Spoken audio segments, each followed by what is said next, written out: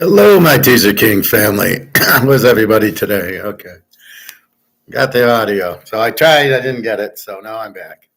It's so stupid because I click on mic and then it just it kind of freezes up and I don't get the mic. It's muted for whatever reason. This time it worked. So, and again, I have my full vision. So I'm a happy boy.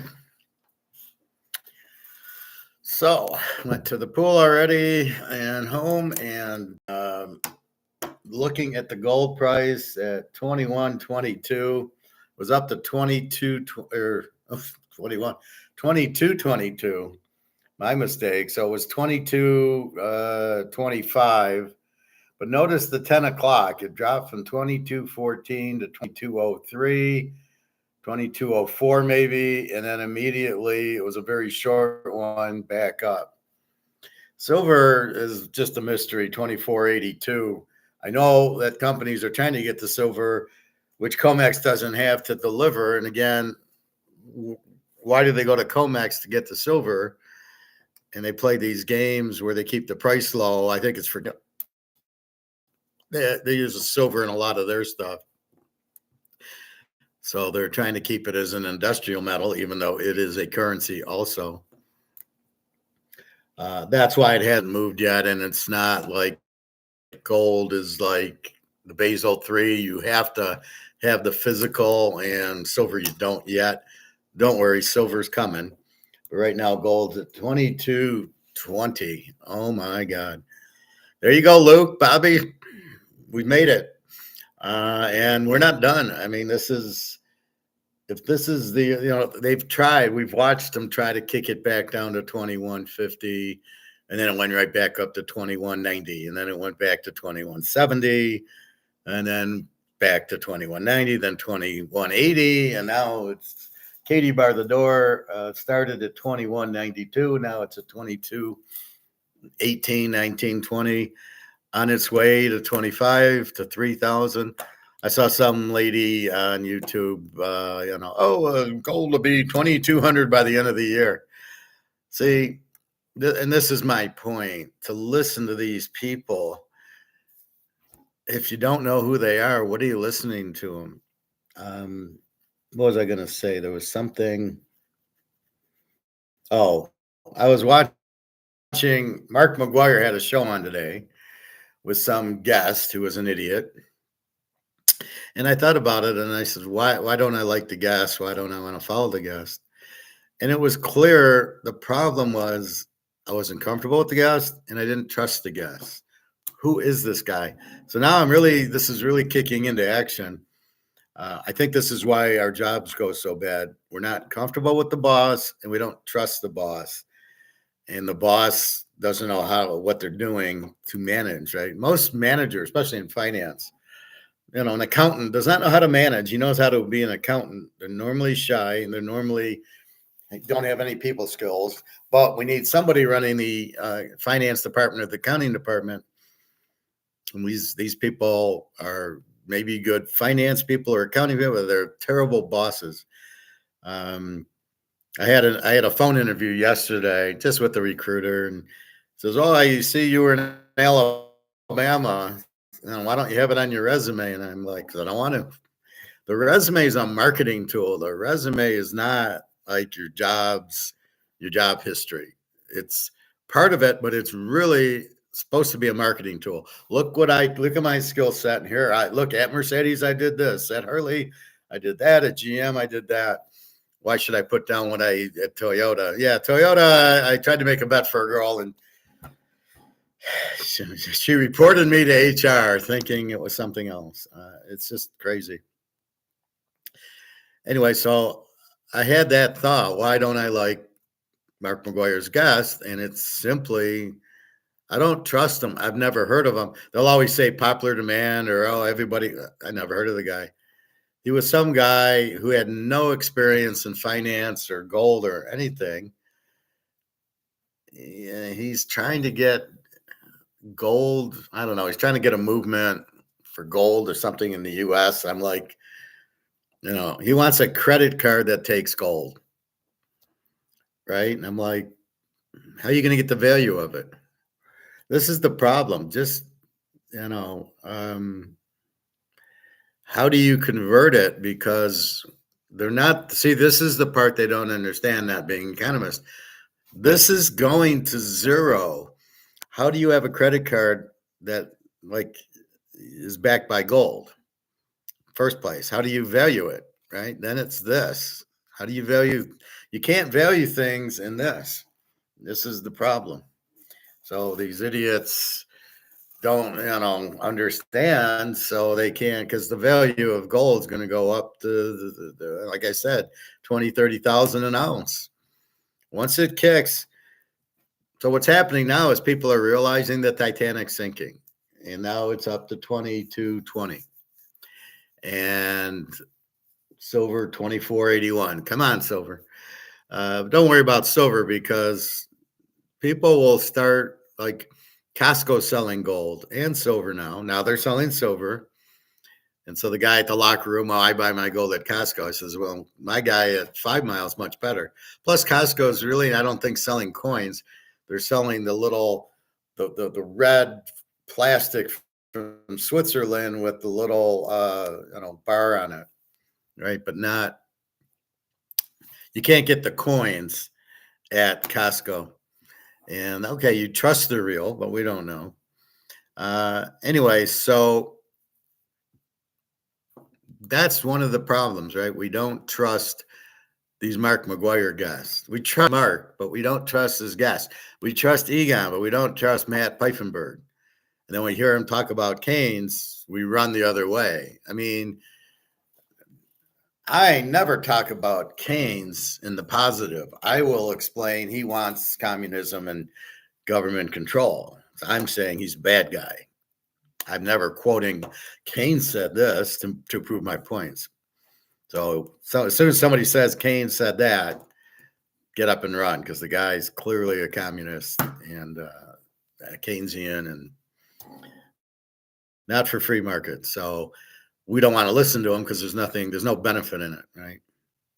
All right, so there's our gold going through the moon, 22.19 right now, up $28 today. It was up 18 yesterday.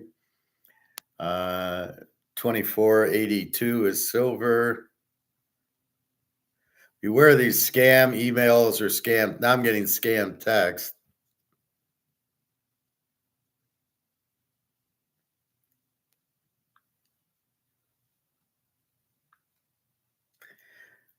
Haven't heard from my Daria today.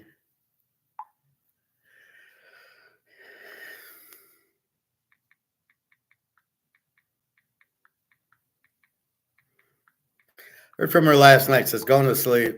Okay. And then I'm like, okay, fine. And I don't know if she's working today or not until I see her on a lot, and then she's obviously working. Anyway.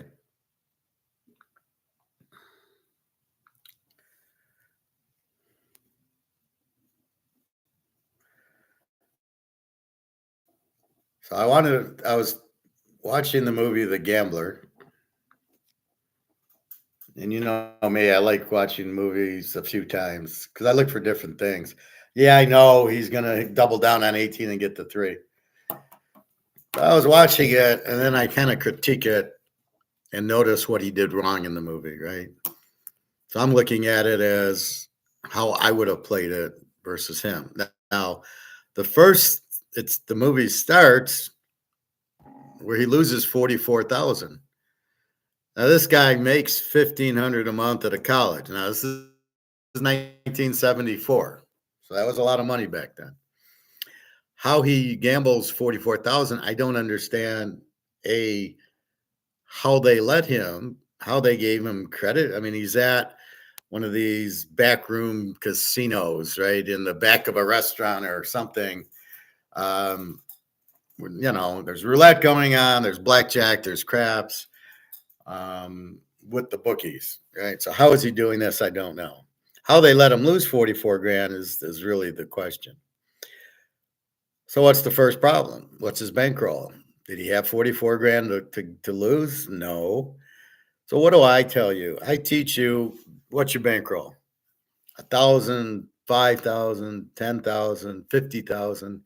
What can you afford to lose? Well, this guy could not afford to lose 44,000. So he's playing blackjack's 3,000 a hand, and you're like, why are they letting, who's authorizing this? He doesn't have money. If you make 1,500 a month, you should be playing for 300-400 at the most. So he loses 44 grand. Then he goes and he begs his mother for it. And the mother gives him 44 grand. Here you go. Go pay it off so they don't kill you, whatever. So instead of paying it off, he goes to Vegas. And that's the shot I've shown you before. And I always get teary-eyed when I see the Stardust sign light up, because that's how I remember Vegas. Looking down the strip and seeing all the Stardust light up, and the Desert Inn and the Sands and the Caesars, they all had little lights, and they all was all pretty and colorful. And between that and the numbers, I was always in heaven there. So that's what I miss now. There's no like startup signs lighting up. The Wynn and Venetian, they don't light up. So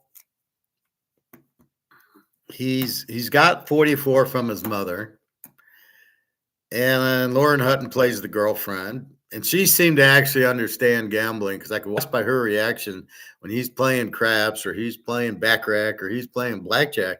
She knows exactly what's going on. So he plays. So he's got the 44 that he owes the guy. But in the meantime, he calls up and makes 3 basketball bets for $15,000, college basketball, for $15,000. Does he check? He takes Harvard, Georgia Tech, UCLA. Does he check for injuries? No. Now, Harvard and Georgia Tech are up 14 points at halftime. They lose, apparently. He loses all 3, which makes you wonder, why would you bet 15 grand on them if they, if you're not sure or what's going on? Now, maybe the guy got hurt in the second half. We don't know. That's not told to us. So he's betting the 45 he got from his mother on 3 basketball games, but in the meantime, he's in Vegas. What are you doing? So he likes the action.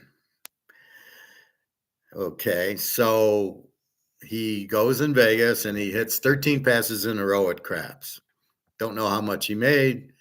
Why did he stop? It doesn't look like he stopped after a loss, but okay. Let's say he hit 13 and then he 7'd out. Okay. Then he goes to the roulette wheel. And earlier in the movie, when he's playing at that restaurant, his friend says, black's coming up, and he bets red twice and loses. So here, he doesn't bet black or red. He bets the number. So he bets the number and loses. Now, keep in mind, he just won this money from 13 rolls in a row at the blackjack table. So he goes and he is playing roulette, and he hits red 7. I believe it was red 7. And Lauren Hutton said, how much did we win? He said 12,000. Okay. He takes it and leaves. What are you doing? You don't leave. You not play, you maybe play another 500, but why are you leaving? So it's 12,000 divided by 36 is what his bet was, because it's 36 to 1.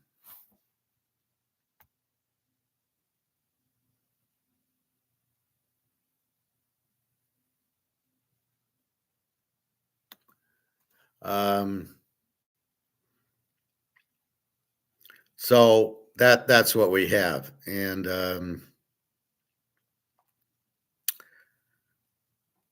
you have, sorry, I was reading a message on my running out of disk space or whatever. What happens is my videos and pictures on WhatsApp ends up getting on Google, which I don't really want. But if I delete them from Google. I think I delete them from WhatsApp. So I really don't understand how that works. Anyway, so because I do a lot of voice messages in WhatsApp, I'll be driving and I'll say it. Okay, so he hits for 12 grand. We don't know what he won in blackjack, but let's say 10 grand. So he's up 20. Why is he quitting? He hits the red 7, gets 12 grand. You stick around. That's what you see in the beginning of the movie. He loses 44 grand because he keeps losing. Right? He keeps betting and losing and betting and losing, pressing, trying to get even. This is like the stupidest gambler I've ever seen, right? So he's trying to get even. He keeps losing, loses 44. Then he gets the money in his hands, but he wants to gamble it. So he bets the basketball games and he's in Vegas now. So hitting the roulette for 12 grand, where you going? That's what you want. You finally hit, keep playing it. Maybe you win another 30, 40 grand. But why would you get up and leave after hitting for 12 grand? See, he doesn't get the concept of streaks. He gets the concept when he's losing. He doesn't get the concept when he's winning. So he's losing he's losing the 44, but then when he starts winning, he doesn't press it. So he should have played a couple more at roulette, played at least the next one, and then see maybe hit red 7 again. Red was coming up. Why didn't he play red? So he's hot and he leaves. And he leaves for back rack. And the first hand's 500, then a grand, then 2 grand. And he wins all of them. So he hits a natural 8, then he pulls an 8 on a 2. So he pulls a 6 to get to 8 to win 8-7. And then he has another natural 8. And then he leaves. And Lauren Hutton says, well, this is our lucky table. Like, where the hell are we going? Why are we leaving? This is exactly what you want to hit a streak. You're hitting your streak. I'm not sure he lost at blackjack or not, but at roulette, he should have played a few more hands. And then at backrack, why are you leaving? You've won 3 in a row with 2 natural 8s. This is as hot as it gets. What are you doing?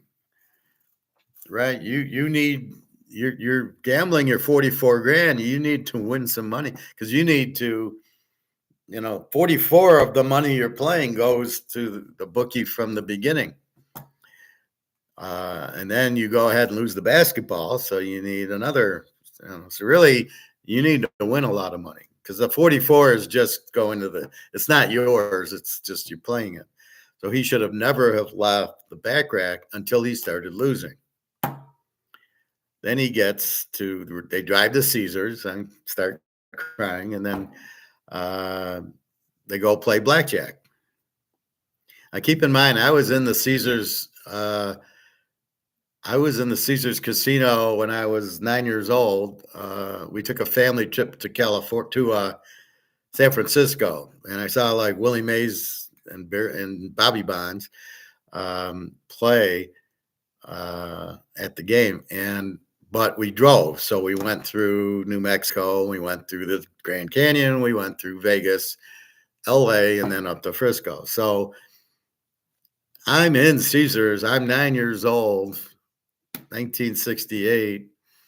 And I told you that's when I had the idea to buy the land next to Caesars because it was dirt. I'm going, well, it's got to be going to be worth something, right? So I go and I'm in the casino. My dad's playing, I don't know what he's playing, slot machines. And they allowed me to stand at the rail. As long as you don't go into the casino, it's kind of like a circle around where you walk, and there's a rail, and then you go down, and that's where some slot machines and the blackjack and the craps are. So I was able to look down, and I'm all goosebumpy. And anyway, so I like, oh yeah, I was there. So this is 1974. I was there in 68. So now he's playing blackjack. And he's playing, it looks like $1,000 a hand, 5 hands. because it's $100 chips, and he's got a stack, probably 10 to a stack. So he's playing 1,000 a hand, 5 hands, 6 hands, and he takes the card. So he's got the 6 hands dealt. So you only see one time, and he hits and he goes over, and then he doesn't hit, and then he has an 18. And for $1,000, he doubles down. So now he's got 2,000 on the double down. He said, "Give me the 3," and the dealer gives him the 3 hearts. So he doubles with 18 and gets 21, amazingly. And then he says, "Okay, we're done." And you're like, "What? Are you kidding me?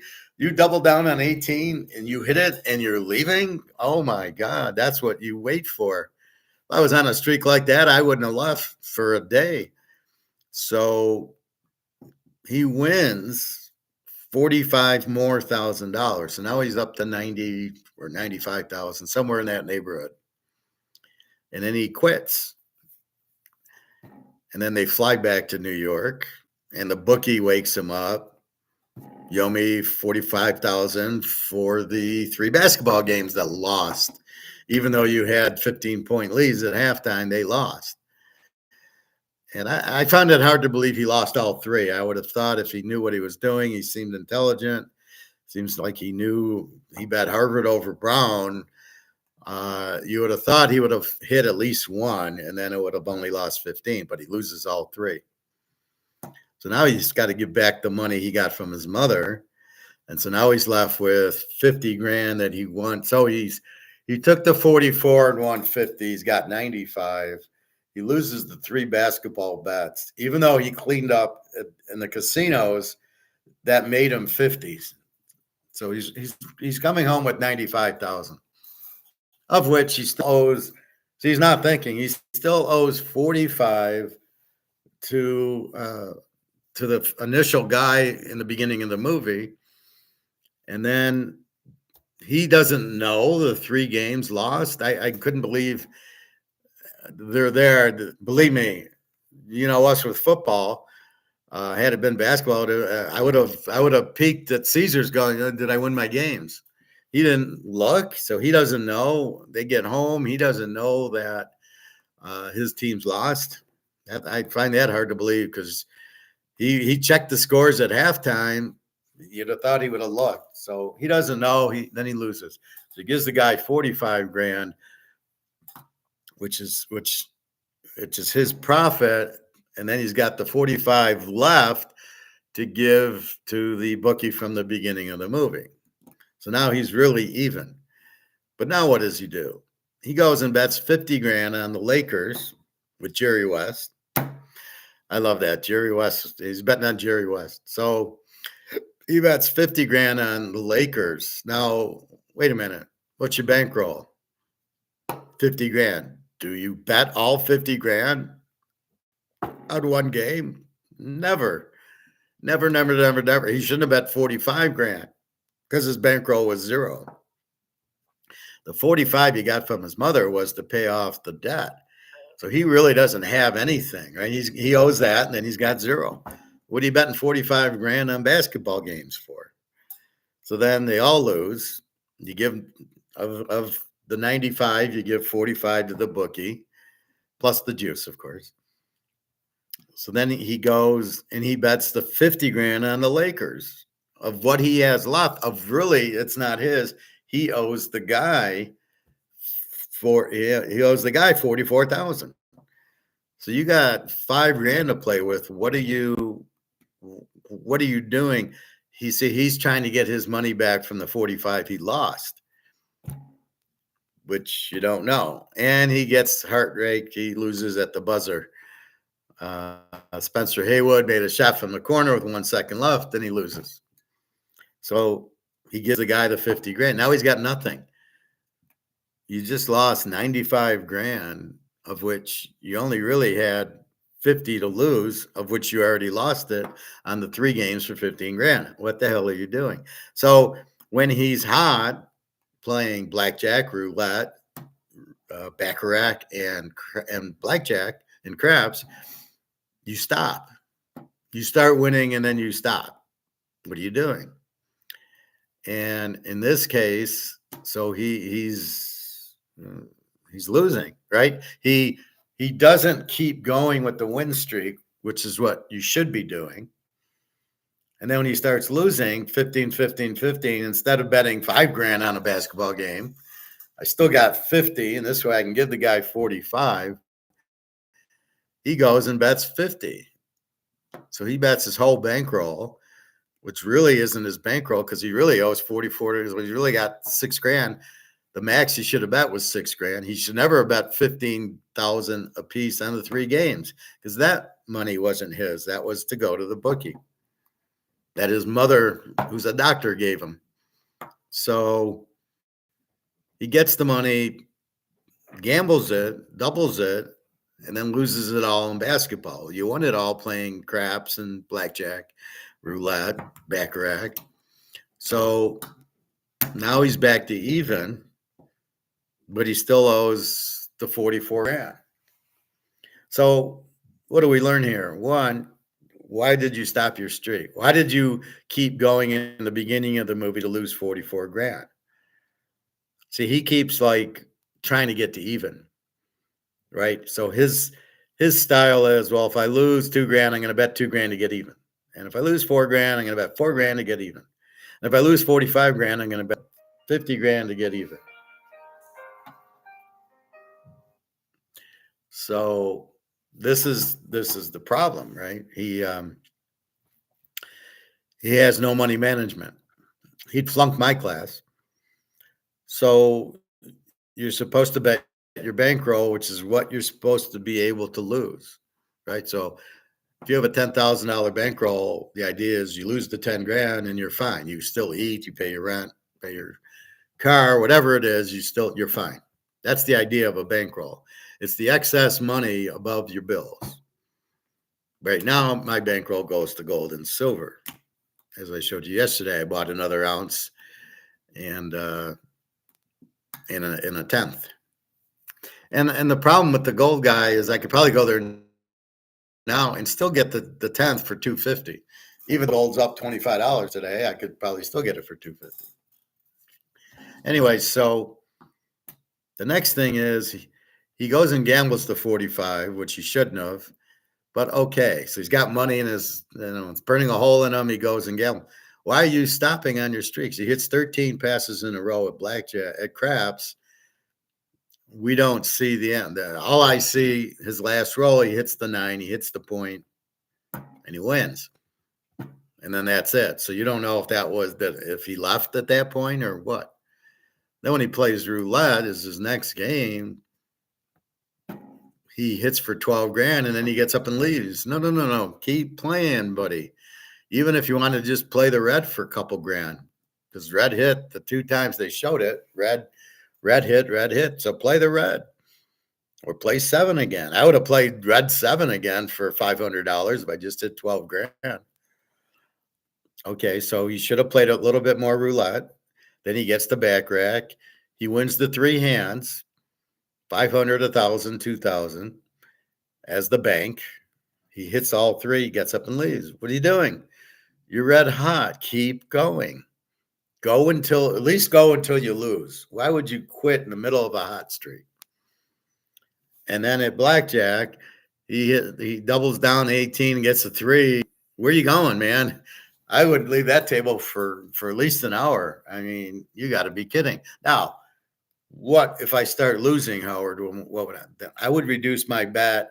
Instead of playing 5 or 6 seats at 1,000 a seat, I would either play 1 seat at $100 or all 5 or 6. Let's say it's 5 seats. Then I'd play them all for $100 a hand. If I started losing, that's how you do it. And then because you're hot, you give it a chance to get going again. But you've got what you're looking for as a gambler. You've got the streak going. So he does everything backwards. So he hits the streak, he quits. So he quits roulette on the streak, quits backrack on the streak, and quits blackjack on the streak. Like, what the hell are you doing?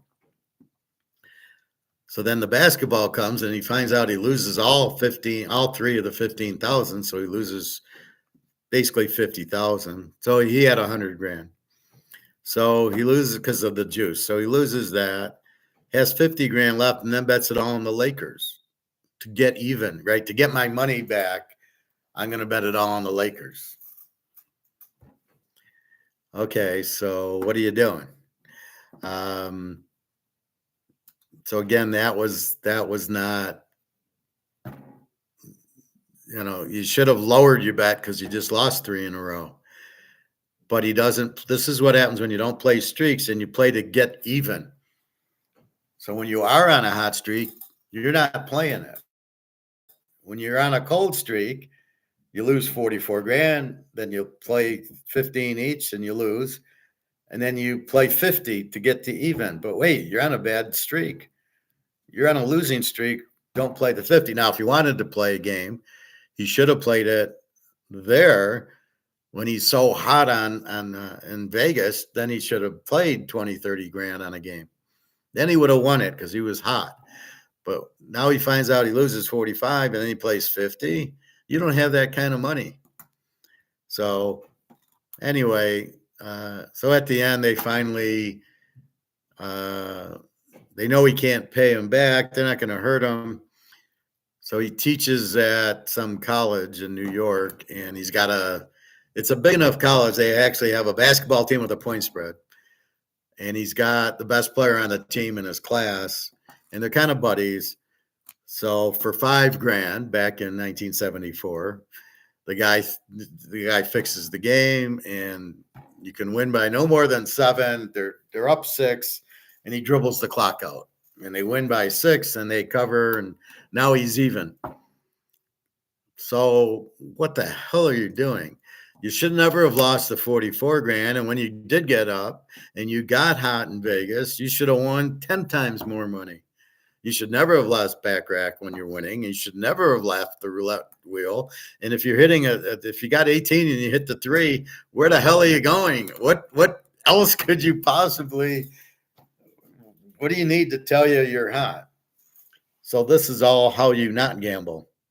You do gamble on the streaks. When you're on a streak, if I hit 4 hands in a row at back rack, I'd be betting a lot of money, and I'd keep going, just like roulette, just like blackjack. If I had 18 and hit the 3, I ain't leaving that table for a month. Are you kidding?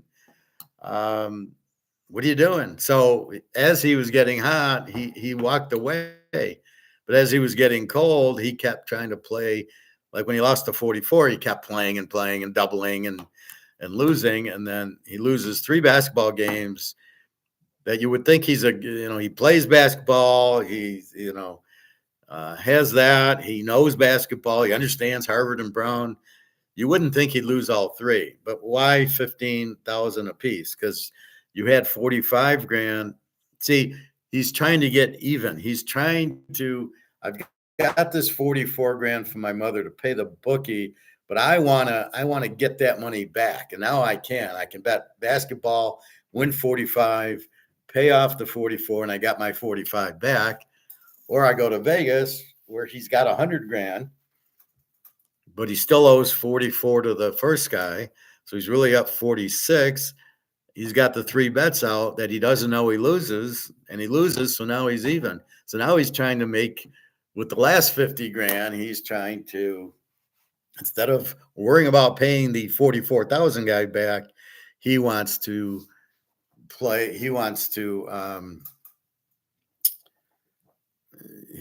get his 45,000 back, which was intended for the first 44,000. So he loses the 50. So he's lost 100 grand, doesn't know, and he still owes the 44 guy. I mean, what are you doing, fella? Now they're trying to make it, how they make the gambling. Lauren Hutton leaves them, and he ends up like going to the bad part of town, and somebody threatens to kill him, and he's like, "Go ahead and kill me." Like, oh, that's the real gamble, not the money, but that. I mean, it's just so stupid. This is where we excel, betting our football. This is how we win, right? If you understand those concepts, you understand how we win. When I am losing, I'm lowering my bets and lowering my units. And then as we start hitting it, I think I was down the first 6, 7 weeks. All of a sudden, the end of October through the Super Bowl, I'm on fire and I'm raising. Now it's a 35 unit lock, a lot of 25, 30 unit locks. All my plays went up to 17 units from 9 units, and we end up killing it. I had one losing week from mid October to the Super Bowl. I had one losing week, 13-1 in the playoffs. So riding my hot streak, because you're winning on me. We have Mahomes over Buffalo. We have Mahomes over Baltimore. We have Mahomes over San Francisco. So I know I won for you guys. Should have been a lot of money with Mahomes. And that's the idea. So now when you see me, A, you're comfortable because I can explain it. B, you trust me because we're all making money. Now we got gold at 22.20. And I know Luke's jumping around. The dollar's going out. Brics is coming out with their gold back currency in May. And it looks like comex is blown up where I think they can't keep doing these derivatives. It's costing them money to keep shorting it, and yet it keeps going up. So as you can see, we're up $50 from yesterday and today's trading, where we were at 21.70 something, and we went boom 22, and now 22.20. So we went to 21.90 yesterday, and now 22.20. And it looks like it's holding. It's past 10 o'clock, and I think they're at the point. There's nothing they can do. So I think here, I don't think we get that dip, and nobody's selling gold in the right mind. The only people that sell gold at my coin shop that I go to is people that need money for rent or food. I got gold. It's at 2,200. It's at an all-time high. Now's the time to sell. Oh, God. These are idiots. But if they need it to eat, fine. Where's the rest of your money? Do you not work? Are you not? It's probably in stocks, and you're getting rid of the wrong thing. Right now, you want to sell your stocks. Look what I did. I sold my stock amount, and I bought gold with it. So as I said, I sold my worthless paper for gold. I sold this. Where is it?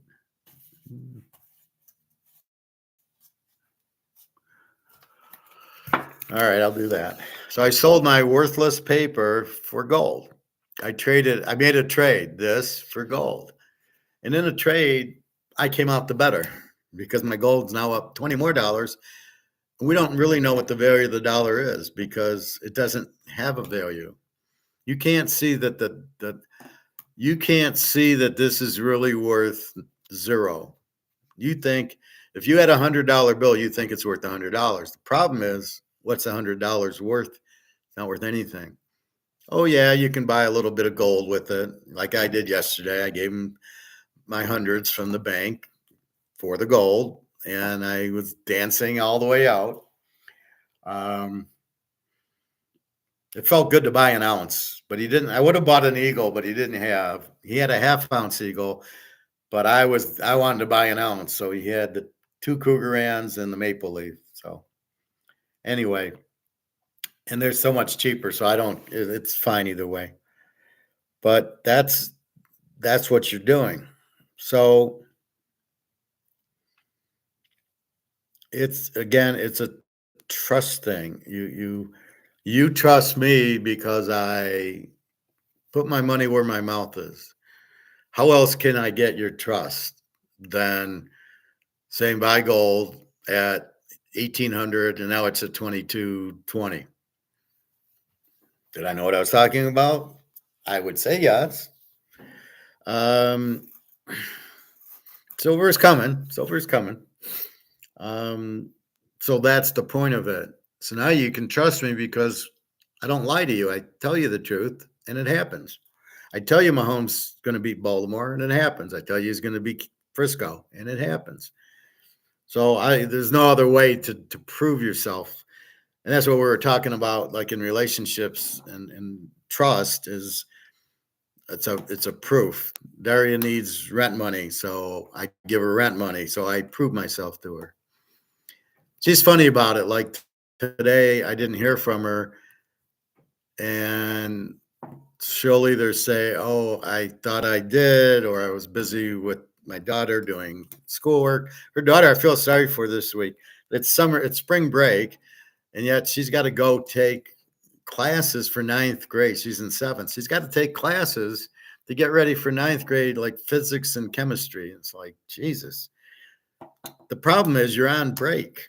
I know on my vacation, I wouldn't want to work. And if I did, I would then say, fine. And I'm not counting this as vacation. I'll take vacation in 2 months. So really tough on her. But anyway, I haven't heard from her, but I'm not worried. I did hear from her last night. So that's good. She was sad about the mall, the Russian mall disaster. So I sent her a few little things on it that I saw. The reason I didn't send initially is she doesn't really speak English that well, so I didn't know it would be worth it. But I said, yeah, I heard about it. I'm, sorry to hear about it. And then I sent her hotels in Serbia that look really nice in Belgrade, and they're very cheap. These are very nice hotels with breakfast and nice rooms, and for a week they're like $600-700. I know Barcelona was like 1,000, Berlin was 1,200. I mean, they were really expensive. So anyway, you have to have plans for doing everything, right? You need a plan how to bet, how to money manage. And your first plan, like we talked yesterday, is how much can I afford to lose? If you can't afford to lose 44 grand, you better not. Now, when I go to the casino, I only play poker and I take 300 out. And that's all I'm going to lose is 300. But if I win, then that's fine. I mean, I'll quit a winner. So if I get up 200, I got 500 in front of me and I start getting some bad cards, I get up and leave. I'm happy with the 200, 300 that I win. I quit a winner. That's the point of it. Am I going to make 20 grand with 300? No, but I don't care. I'm not trying to do that. I'm having a good time and I'm trying to win some money, but I'm playing 1-2 no limit. I'm not looking, if I make 10 grand, I'll be shocked, but I mean, I got to get really hot. There was one day I got really, really hot and I made 1,100 and that was it. I made 700 in Vegas when I was there on this Friday night that I got pretty hot on. But anyway, you must have a game plan. You must have limits. Betting football, you never chase. You make some bets, and they're good bets. You take whatever, Oklahoma and Alabama and Michigan, and they lose. Okay, they were good bets probably, and you lost. What's your bankroll? Okay, it's $5,000. How much did you lose?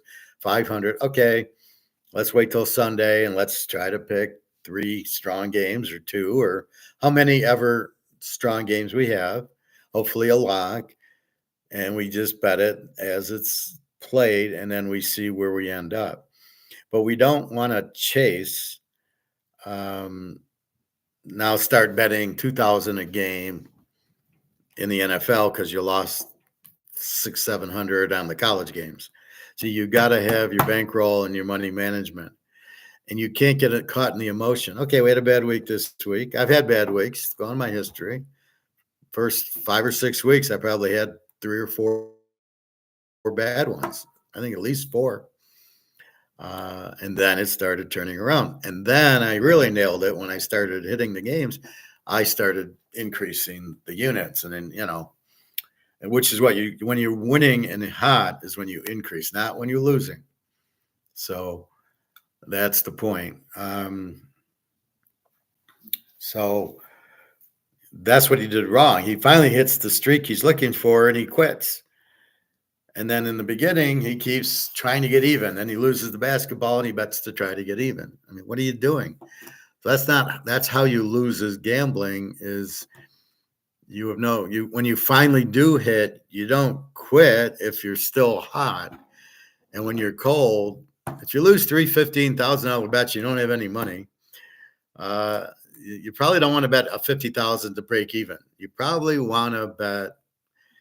First of all, he didn't even know anything about the game. It was just like, oh, this game starts in 10 minutes. I'll bet it.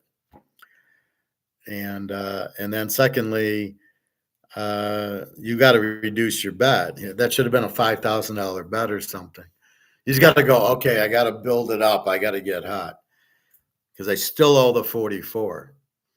So I think what the movie was about was we'll end up getting the basketball player. That's why we introduced him.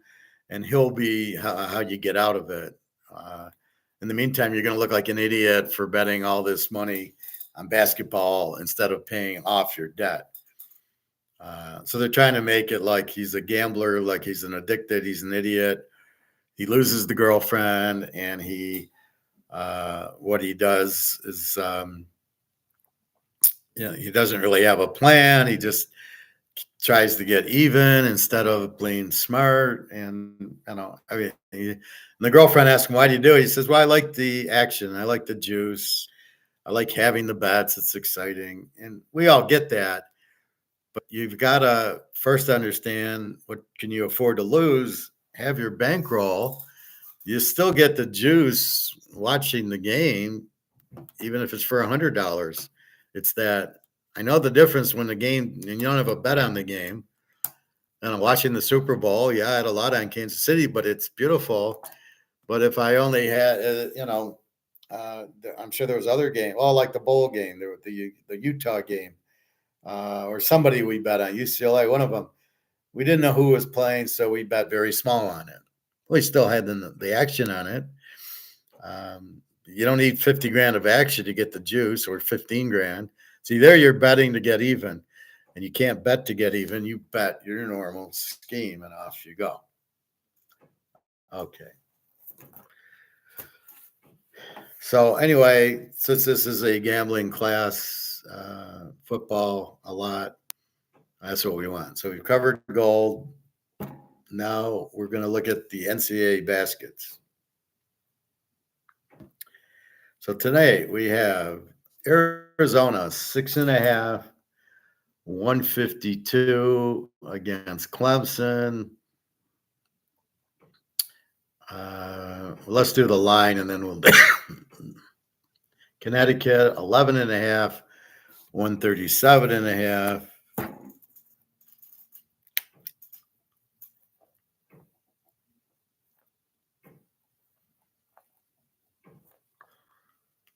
To San Diego State.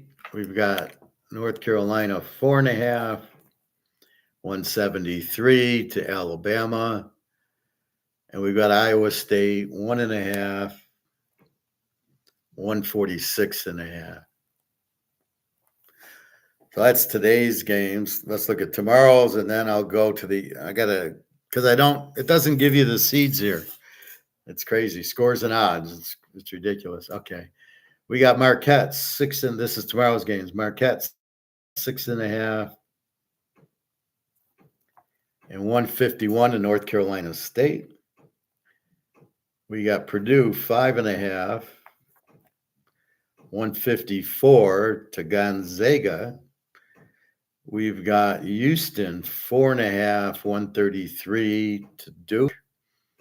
And we've got Tennessee 2.5, 144 to Creighton.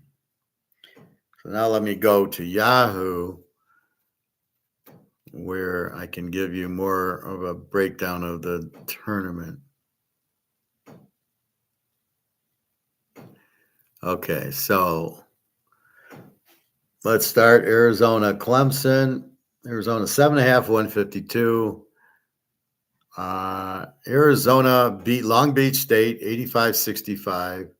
Beat Dayton 78-68. They're the 2 seed. Clemson is the 6 seed. Clemson beat New Mexico 77-56 and beat Baylor 72-64. I don't see a lot of offense there and not necessarily a lot of defense. It's hard when they play in New Mexico. It's like a high school team, so you can't really that against Baylor. Baylor scores 64 on them. So I like Arizona 7.5. I don't know if there's basketball teasers. I think there used to be 4-pointers.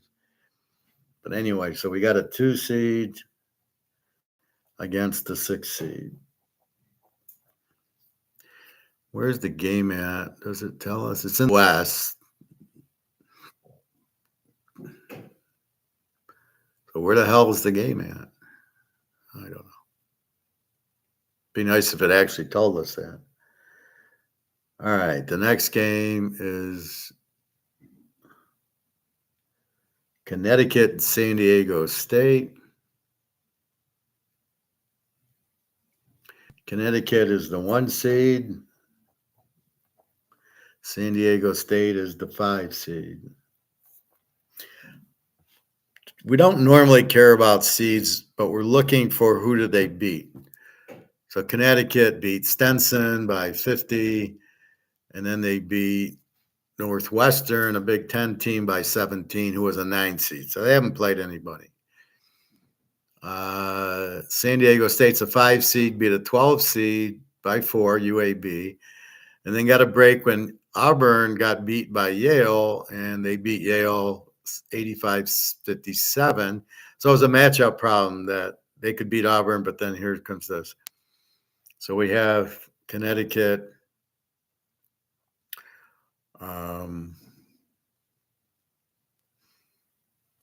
So Connecticut's the 1. The best they played was the 9. They killed them both. San Diego State's a 5 seed, not really that strong. I like Connecticut minus the 11.5 in this game. So let's look at the points. San Diego State scores 74, gives up 66. Pretty even. Connecticut scores 81 and gives up 64. So they're pretty explosive, and they have a better defense. So they're kind of like the A team, Connecticut, which is what people are saying. They're probably the 1 seed and probably the best team. They could win the tournament. So you're looking at that. So anyway, there you go. So 81-64 is their points against. So they should score a lot, and their defense should be good. So I thought about 137. Do I go over or under? And I just said, I think Connecticut, the 8 teams should handle San Diego State. All right. Illinois and Iowa State. Iowa State is the 2 seed. This is the Connecticut region, and Illinois is the 3 seed. So it's a pretty even game. Spread's 1.5, 146.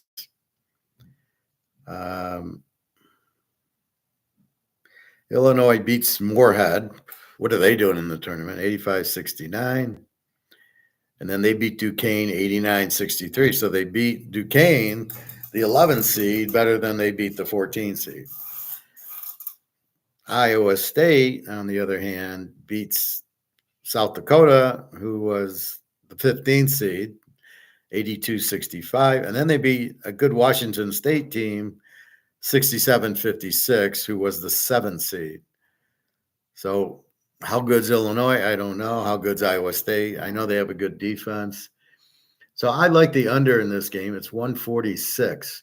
So I got Illinois scores 84, gives up 73, and I got Iowa State who scores 75 and gives up 61. So this is the football team playing. They give up 61. And I'm going to go under because of that. I think, as we know, the defense will shut down Illinois. Iowa doesn't score much, so I could see this game being a lower scoring game. And so instead of messing around with Iowa State minus 1.5, I'm going to go mess around with under 146. Next game is North Carolina and Alabama. North Carolina, the other 1 seed, and Alabama is the 4 seed. Alabama scores 90, gives up 81. Very over. To me, it's an over team.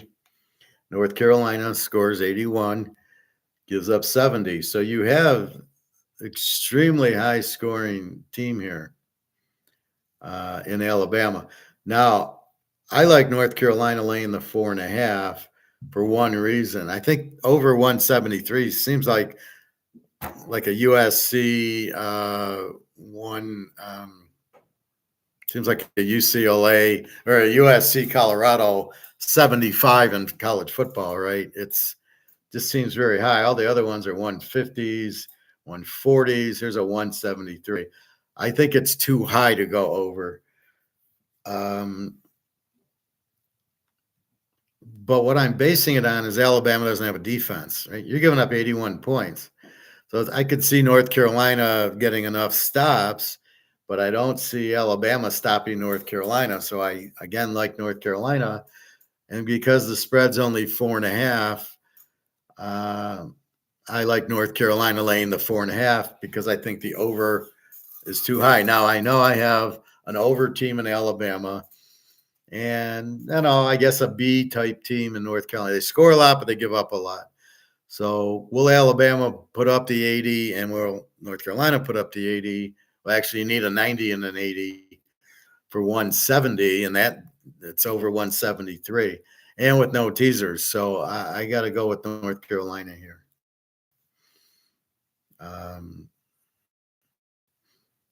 Besides, they beat Michigan State by 16. They won our lock for us.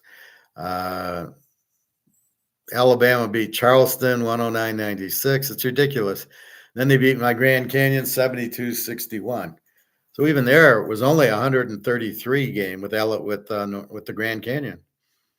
So this is where I like North Carolina to win, I believe. There's just something. It's very rare to get like that high of a scoring game in a tournament. They tend to choke a little bit more. All right, so let's go to the other side of the bracket. We got Big Purdue, the 1 seed, gets Gonzaga, who's the 5 seed. We got Purdue 5.5, 154. North Carolina was 4.5, 173. Iowa State 1.5, 146. Connecticut 11.5, 137, and Arizona 7.5, 152. All right. So we got Purdue beating Grambling 78-50, then beat Utah State 106-67. So they're scoring, but even there, 106-67 is still a 173. And they scored 100 points, which looks very rare. Gonzaga beats McNeese State 86-65, a 5 seed beating a 12. And then they beat Kansas, but Kansas had that injury, right? So they beat them 89-68. So surprising they scored that much on Kansas. And here comes Purdue. I do not trust Purdue farther than I can throw them. But here's where I like Purdue scoring 100 and Gonzaga putting up 89 against Kansas, who is a good defense. I like the over 154 in this game. Purdue's 84 offense gives up 70 defense. Gonzaga's 85 gives up 69. I think this game's for sure in the 80s or 90s. But look at the difference. We only have to go 154 here, where the North Carolina game is 173. That's 20 points less with virtually 2 over teams. So I like Purdue here over. I don't trust Purdue to win because they always choke, as does Gonzaga. But we got Creighton and Tennessee. We got Tennessee 2.5, 144. We got Tennessee scores 79, gives up 67. Creighton 80, gives up 70. Tennessee is the 2 seed. Creighton is the 3 seed. I like the over in the game. Again, this is only 144, and I got 2 80-point teams. I don't know. I mean, this to me is this would be a tease the dog game. I think a 2 and a 3 should be I don't know how strong Tennessee is. I see a 67 defense, but when we look at Houston, which we'll get to, is a 57, and Iowa State is a 61. So here Tennessee's a 67. So they're pretty good defensively. But I like over with, I think Creighton scores 80, gives up 70. So I think this should go over 144. And then last but not least, we got Marquette against NC State. Marquette's the 2. NC State's the 11.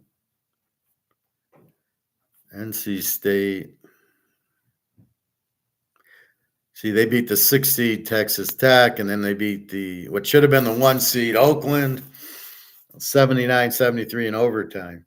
So I like Marquette here. No, I like the under here. So NC State's the 76, gives up 73. Marquette 78 gives up 70. Marquette's laying 6.5, 151. But it's kind of a high number, 151. And I'm looking at the scores. I mean, they had played Oakland. It was in the 60s, so it was a 120. And then Marquette beat Colorado, was a 158. So they scored 81 there, and they scored in the 80s. NC State they seem to have a little bit defense. So I like the game under. I don't trust Marquette. NC State's hot. I don't know them well enough what to do with the game, only what to do with the dog. And then we got Houston, Duke. Houston, the 1 seed. Duke's the 4 seed. Now, there's no Coach K, but they're doing well. Duke beats Vermont 64-47, and then they put up 93 on my James Madison to 55 for James Madison. The spread's Houston 4.5, 133. Houston's a 74 with a 57 defense. Duke's an 80 with a 66 defense. I'm going under with this one. I can't trust Houston to beat Duke. I don't know Duke well enough to win, but looking at some of Houston's games, you don't score a lot with the 57 defense, and Duke normally plays a pretty good defense. They held James Madison to 55, Vermont to 47. Houston holds Longwood to 40 Longwood. And then in overtime against A&M, 100-95. So you can see they barely beat A&M. And again, because it went to overtime, 100-95. But I don't think you're going to see that. So I like under in that game. So our 1 seeds, Connecticut, North Carolina, Houston, and Purdue. They're all still alive. My bet is I don't think they will be. At the end, I can see Gonzaga's pulling the upset, Duke pulling the upset. And then I think there's no way Connecticut gets upset. And I doubt, North Carolina might, but I don't think so. So that's a look at the college basketball. So we have 4 games tonight, 4 games tomorrow, and then we'll break down the weekend. So what we do in playoffs and stuff like this, we want to play the defense. Kansas City, Frisco, Baltimore. We took Baltimore over Houston. You play the defense. That's really the way to go.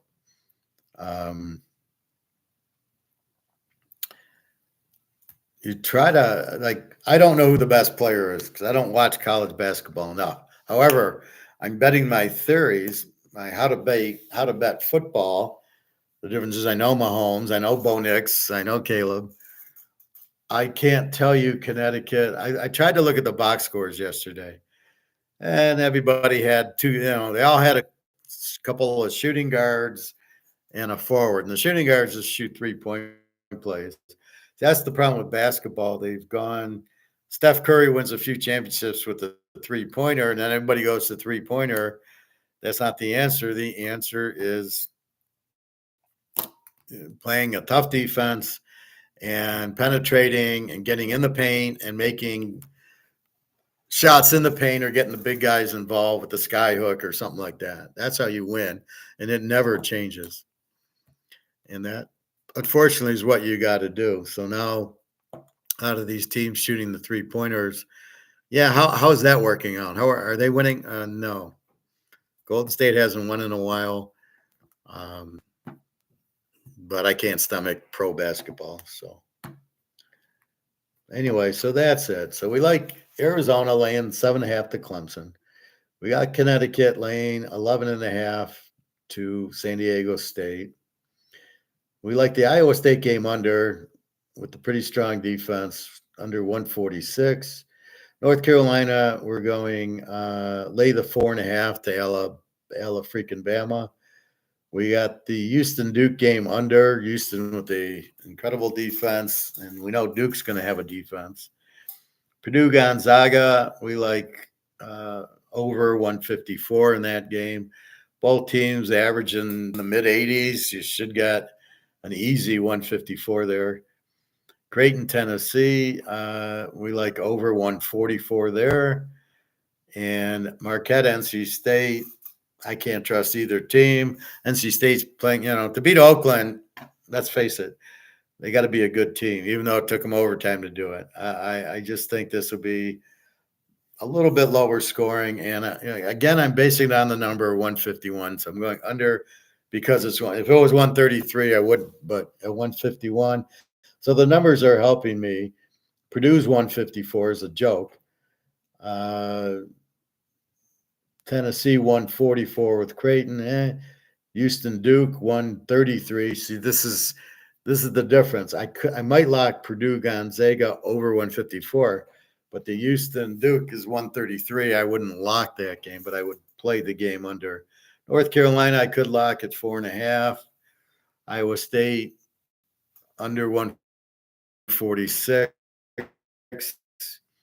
And Connecticut, I could lock at 11.5. Only because San Diego State's not a very good team. They're in there. So this is what's unfair. Houston gets Duke, and North Carolina gets Alabama, and Purdue gets Gonzaga, and Connecticut gets San Diego State. I think what they need to do, first of all, there shouldn't be a tournament. It should be a playoff, right? And you should take the first 6 seeds, so that'd be 24 teams, and go have a playoff. You certainly don't need these weaker teams. I mean, the lowest seed in here is an 11 seed NC State. Oh, well, you didn't do good in your conference. You didn't win anything. I don't even know why they're in there. But everybody else looks good. Clemson's the 6th seed. Okay, so if you would have had 1 through 6 and have playoffs and have the East and have North Carolina in the West Division go West, not East. I don't even care if they have home court. Really, you probably should. You don't need, we're going to put North Carolina in the West bracket, but let them play the first 2 games at North Carolina. Jesus Christ, who's in charge of that? What idiot. See, that's more corruption, right? It's all phony. So with that said, that's what should happen is playoffs. You should have Arizona, playing Clemson, and you shouldn't have them playing Clemson. You've got to have them playing another West team. So Arizona should be playing, let's say, San Diego State, 2 out of 3. Arizona with the home court advantage. Illinois, Iowa State, 2 out of 3. North Carolina, maybe against Alabama, probably against Duke. Let them go 2 out of 3. Houston could, play Gonzaga. Marquette, Purdue and Marquette, maybe. NC State. And so best 2 out of 3s. And then the winners advance, and you reshuffle it like you do in the NBA. They get the highest seed gets the lowest seed. So we see that in football. If this team wins, they play Pittsburgh, and if this team wins, they got the Rams. I mean, that's how it should be, because this is just BS. How does this give you the best team? It's a tournament. It's Purdue beats Gonzaga. Great, but how does that fare with Connecticut playing San Diego State? What is that? How do they get? So they're the number one team in the country, or is Purdue, and then they're gonna get San Diego State in this round, and then I don't know who they would get next, but I guess Arizona. But it's a joke. I mean, because you're not getting the best teams. They're not playing the best teams. So that's what I would do. Is I'd have 4 rounds, 1 through 6. That's 24 teams, 2 out of 3, and in the same, just like the NFL and the NBA. Um, you give the division champs home court, and then they play, and they play 2 out of 3. North Carolina, Duke, 2 out of 3. Houston would have got Texas A&M, or Houston can get Gonzaga, they're West, Tennessee. Let them play 2 out of 3. The higher seed gets the home field, and then you advance. And then you've rated the teams 1 to 24. So I'm not sure one gets 24. That's a problem. In the NFL, they get the buys.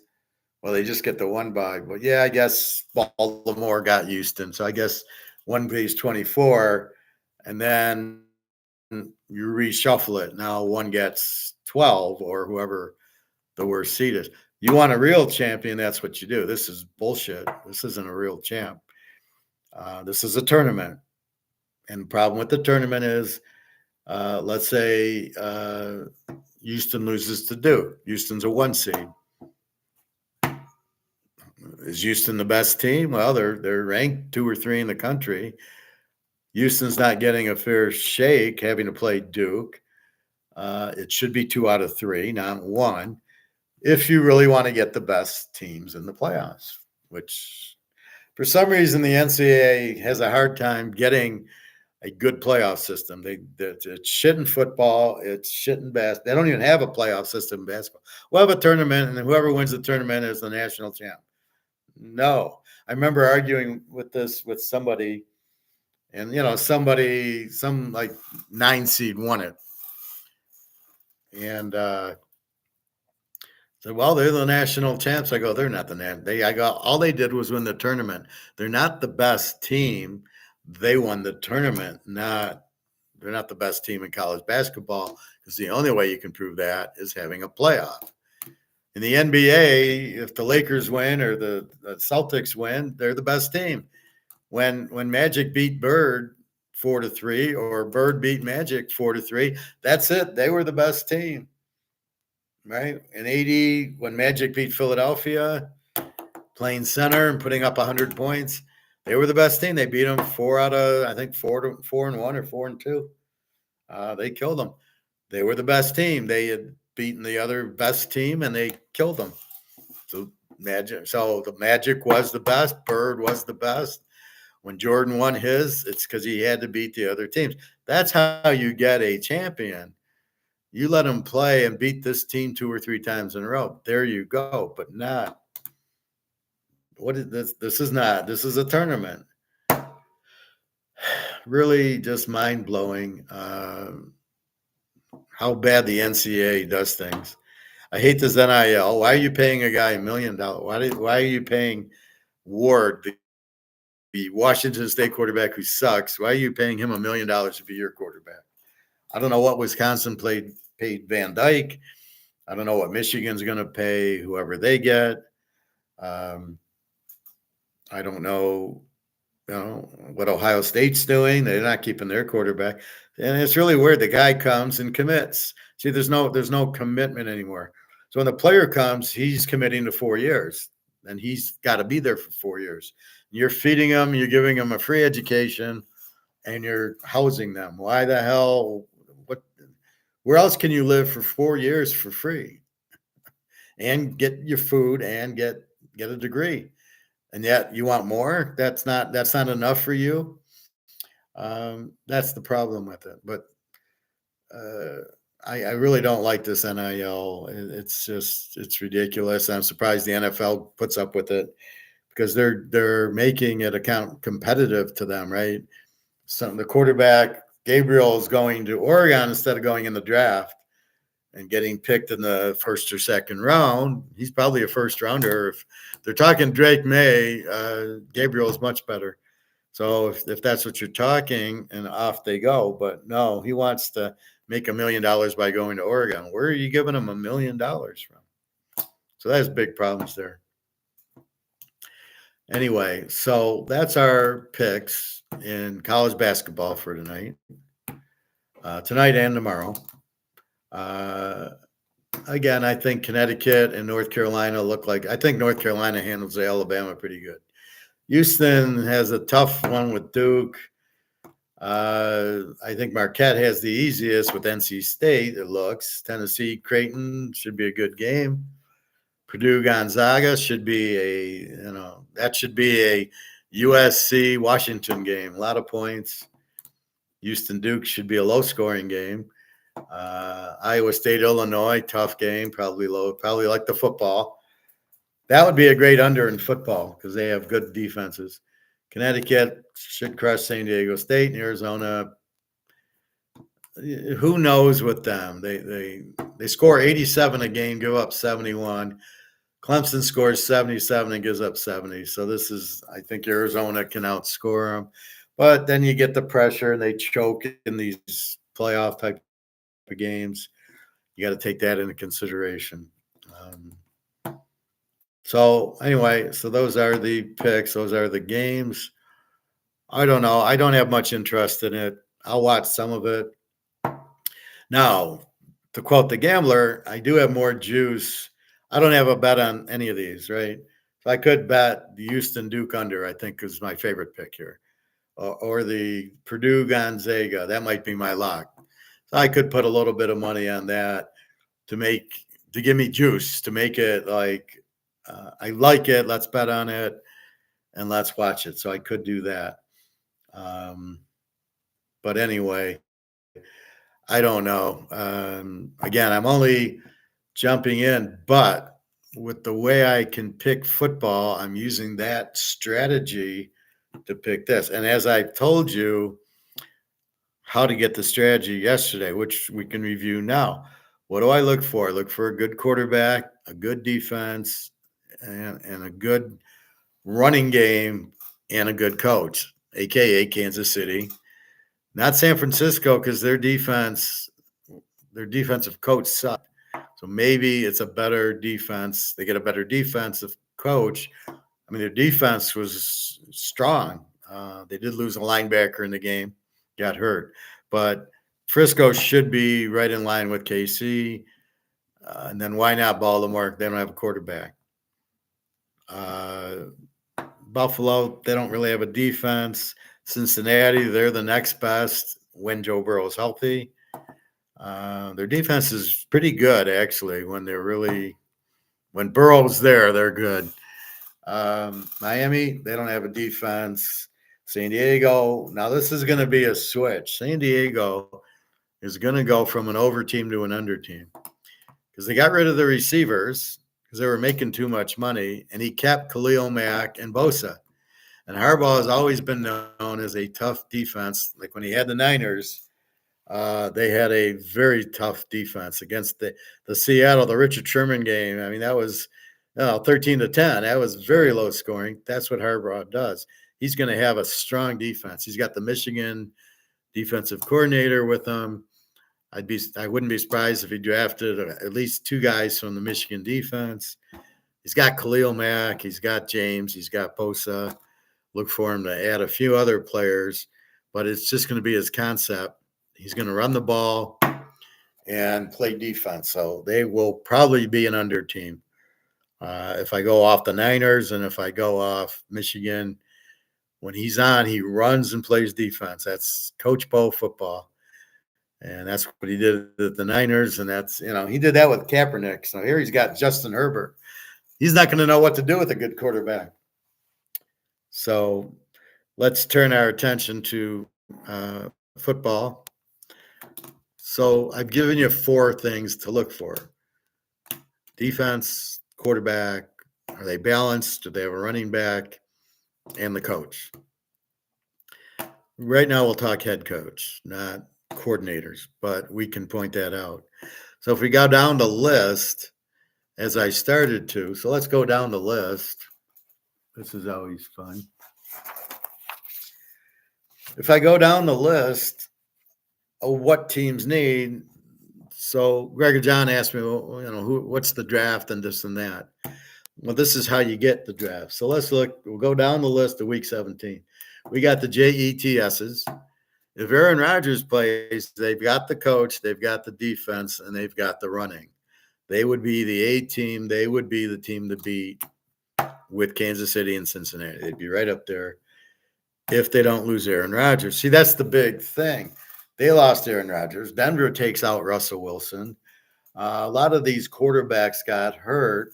So it really is misleading. The team's not that bad, but if you take Mahomes out, KC's not winning the Super Bowl. So they really probably need a good backup quarterback to Rodgers, although it was a fluke with the Achilles. So we hope he goes the whole year. Cleveland, I'm not sure. Deshaun Watson's done, but they got Thompson Robinson from UCLA, who's good. They have the defense. They have the running when Chubb's playing. The coach looks okay. So Cleveland is right up there as an A team. What a division, that division. Pittsburgh, Baltimore, Cincinnati, and Cleveland. Jesus Christ. That is one rough division. So I think Cleveland is as strong as anybody if Thompson Robinson excels as a quarterback. They're not going to win with Deshaun Watson.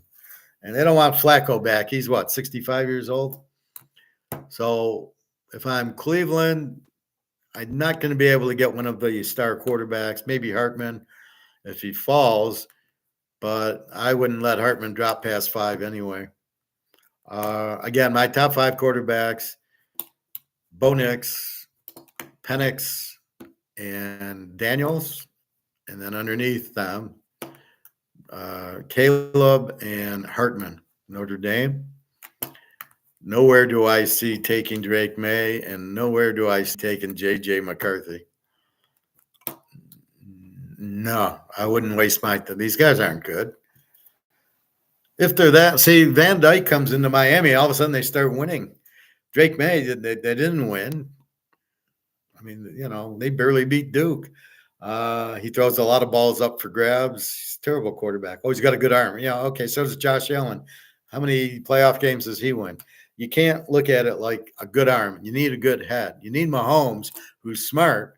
You need Joe Burrow, who's the best. Montana, Brady, Rodgers, they're smart. They don't need the best arm. It's not about how strong your arm is, and it's not about can you run. Because nobody I just mentioned runs. Burrow doesn't run. Mahomes really doesn't run. Montana, Brady, they didn't run. Rodgers, they're pretty good. Drew Brees, he didn't run. John Unitas, Len Dawson, Roger Staubach. I mean, these guys didn't really run. They were able to maneuver around the pocket good. Staubach, give them that, but not like a Lamar. Like, I don't know why people want Lamar. Just because they're playing too deep zone doesn't mean they can't still get you. All right, Detroit. They need a defense. They need a defensive coordinator. They kept the defensive coordinator. Huge mistake. Like, all of a sudden they're going to get better. Oh, well, we had injuries. Yeah, everybody's got injuries. And, KC had injuries. They still won. And they really need a quarterback. Goff is like Earl Morrall. He shows up against nobody, and in the big games against the Jets in the Super Bowl III, he throws 18 interceptions, cost them a Super Bowl. So he's not. That's who Goff is. He's okay. He looks good against Carolina and Atlanta, but where was he against Baltimore? Where was he against San Francisco in the second half? Where was he against Dallas? They lost to Green Bay. They lost to the Bears. Where is he against the Bears? So he's not Joe Burrow, and don't confuse him with Joe Burrow or Mahomes or Herbert or Drew Brees or any of those guys, and that's why I'm knocking him. Dallas. They have a great defense. They need a quarterback desperately. Prescott is a choke. They need a running back. Well, I think they got somebody. They got rid of Pollard, who I don't know how you thought he was any good. I don't know why they got rid of Ezekiel Elliott. And I think they signed somebody free agent who probably won't be that good. They need to draft one. They need a quarterback and they need a coach. So they're missing coach, quarterback, running back, and they have a good defense. So they got one. They got one out of the four. So if I was Dallas, I'm drafting too low to get the quarterback. I got to get the running back, and there's nothing I can do with the coach unless I'm Jerry Jones and get rid of him. Why didn't he get rid of him and hire the Washington coach from University of Washington? That guy's fantastic. Why didn't he get Harbaugh? Why didn't he go get Urban Meyer? Urban Meyer, he would not fuck around at Dallas.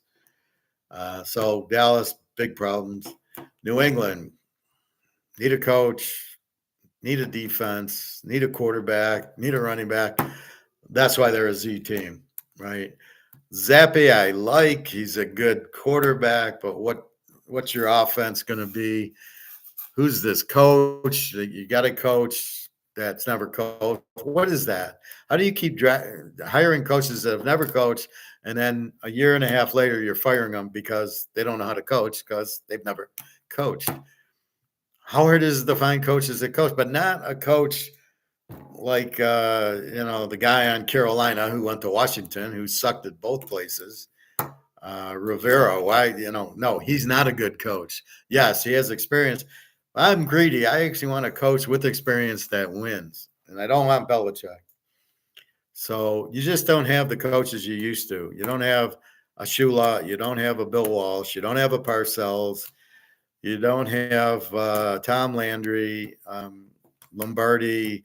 It's just sad. I mean, there's no good coaches. I made so much money betting on the coach. It was insane. Bill Walsh, this guy made me a fortune. Parcells, yeah, I needed Lawrence Taylor. I won a lot of unders with Lawrence Taylor. And they're just not there. I don't trust anything about New England. They're a Z team. Buffalo, they got Josh Allen. The running back's okay. Their coach is terrible, and their defense is terrible. They need a better defense. Now, they had a 20 defense, but I still question it because, again, they're playing the Jets and New England teams without quarterbacks at the time. So what did Mahomes do to him? Let's judge it. Well, even Mahomes is more of that. Let's see. Buffalo, KC, Miami. Buffalo beat Pitt 31-17, which isn't great. And then KC beat them 27-24. So again, their defense isn't that stout as what they need, right? KC had a very strong defense. So Buffalo, they need a running back that's good. They need defense. They need a coach. Again, you can't really do anything with the coach. So it's the quarterback. Okay, I don't love Josh Allen, but all right. Running back, so you can do it. But the problem is he wants to be the running back. You're the quarterback. You got to hand the ball to the running back. I do like they got, I believe, the Georgia offensive coordinator. He's either on Buffalo or Baltimore. I can't remember. But he's right. I think he's on Buffalo. Very good. And then their defense, Von Miller's been hurt. To their defense, had he been full strength, they would have been a lot better. But he's hurt, and I don't know if he'll play again. It's a pretty bad injury. All right, Atlanta. They still need a quarterback. They signed Kirk Cousins. They got the running backs. They don't have the defense, and God knows they don't have the coach. So the three they can handle. You didn't help with your quarterback. You got the running back and your defense. So I would be drafting defense with my first four picks. You got to show the defense up, and then you can run. And God knows you've got no offense with Kirk Cousins. I don't know that Kyle Pitts is any good, and I don't know that Drake London's any good. So I don't. Kirk Cousins, he's always been a choke. That was a stupid move to sign him. Minnesota's probably happy they got rid of him. Overpaid $45 million for that guy. Are you kidding me? So Atlanta, they'll be another crappy team this year. But I would draft defense if I was them, because you got the running back and you kind of fucked yourself. You can't go draft the quarterback. You can't draft Caleb, or you can't draft Bo Nix. You got Kirk Cousins. So you're all screwed up there. I would have waited. I think they had a pretty low pick. The Bears, they need a quarterback. They never had one with Fields. They need a quarterback, and it should not be Caleb. That's a mistake. They need to get Daniels, I think. Daniels would fit very well there. Running backs, I don't know who they got. Defense, they've added a lot of defense. The coach, that's another problem, running what kind of offense. But they need Daniels, and they need a running back. And then they need some more defense. So they need, the defense is fairly good. It ended up being an 18 the last 7-8 games. So their defense was much improved. So I would get the quarterback and the running back. You got the first pick, and the 9th pick is Daniels, and get the kid from Oak State, and you'd be in the playoffs. All right, Oakland. You got O'Connell. I think you traded for another crappy quarterback. I think they got Minshew. You need a quarterback. Your defense is really good. You traded your running back away, but you have the guy, Sincere McCormick, who you haven't played, who is unbelievable at UT San Antonio. If you're not going to use him, then you got to draft another running back. Minshew, average quarterback. If you can get one of the big five, I would get one. So they're a quarterback and a running back away. The coach, I don't know. He's a defensive coach. Their defense is fine. A lot of unders from them. I wouldn't keep O'Connell. See, just because he played, he's not good. He wasn't good at Purdue. What the hell do you think he's going to – he'll be good in the NFL even though he sucked at the Big Ten. I mean, I don't get it. So that's what they need. Indy, you traded Minshew to Oakland. You need a quarterback, but you won't draft one because you think Richardson's your answer. He lasted, 2 games? They got a good running back in Taylor. Defense they need help with. And coach, I guess they got the Eagle offensive coordinator, so who knows? You need a quarterback and probably a little bit of offense, maybe a receiver, a running back, and then you need defense. The Rams, you got Stafford, but he's old, and you got Stenson Benson backing him up. They're fine at quarterback. They're fine at running back. And Aaron Donald retired, so you probably need to replace him if possible. So I would get a few defensive players for the Rams, and they'll be fine. They're a playoff team. How they lost to the Lions is a mystery, but they need to shore up their the first couple of picks should be defense, and then you've got Puka, and you've got a great running back, and Stafford, and Stenson Benson. So you're all set. You just get a few defensive players. The Giants, where do we start? Who's their quarterback? Danny DeVito, Tyrod Taylor, Drobit Taylor. They're in trouble. Now you lost Barkley, so now you need a running back. You need receivers, and you need a defense, and you need a coach. Your coach is the offensive coordinator from Buffalo, does not qualify as a coach. So the Giants need all 4, and that's why they're a Z team, right? You can't trust the quarterback. You lost Barkley, and you need defensive help. So I would go, and their first need's got to be quarterback. If you think that Daniel Jones is your quarterback, you guys are in the wrong business. You guys go sell carpeting or something, man. You don't know what you're doing. Arizona. Now they've got Murray. I think they got James Conner running back. They need defensive help. They are a 27 defense. So their first 3 picks got to be defense. Just go to Georgia and LSU. Keep it simple.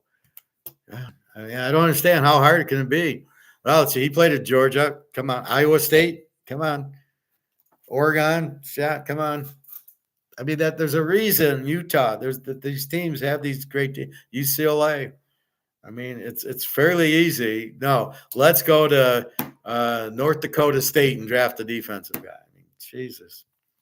The days of getting Joe Green and Elsie Greenwood from Division II schools are way gone.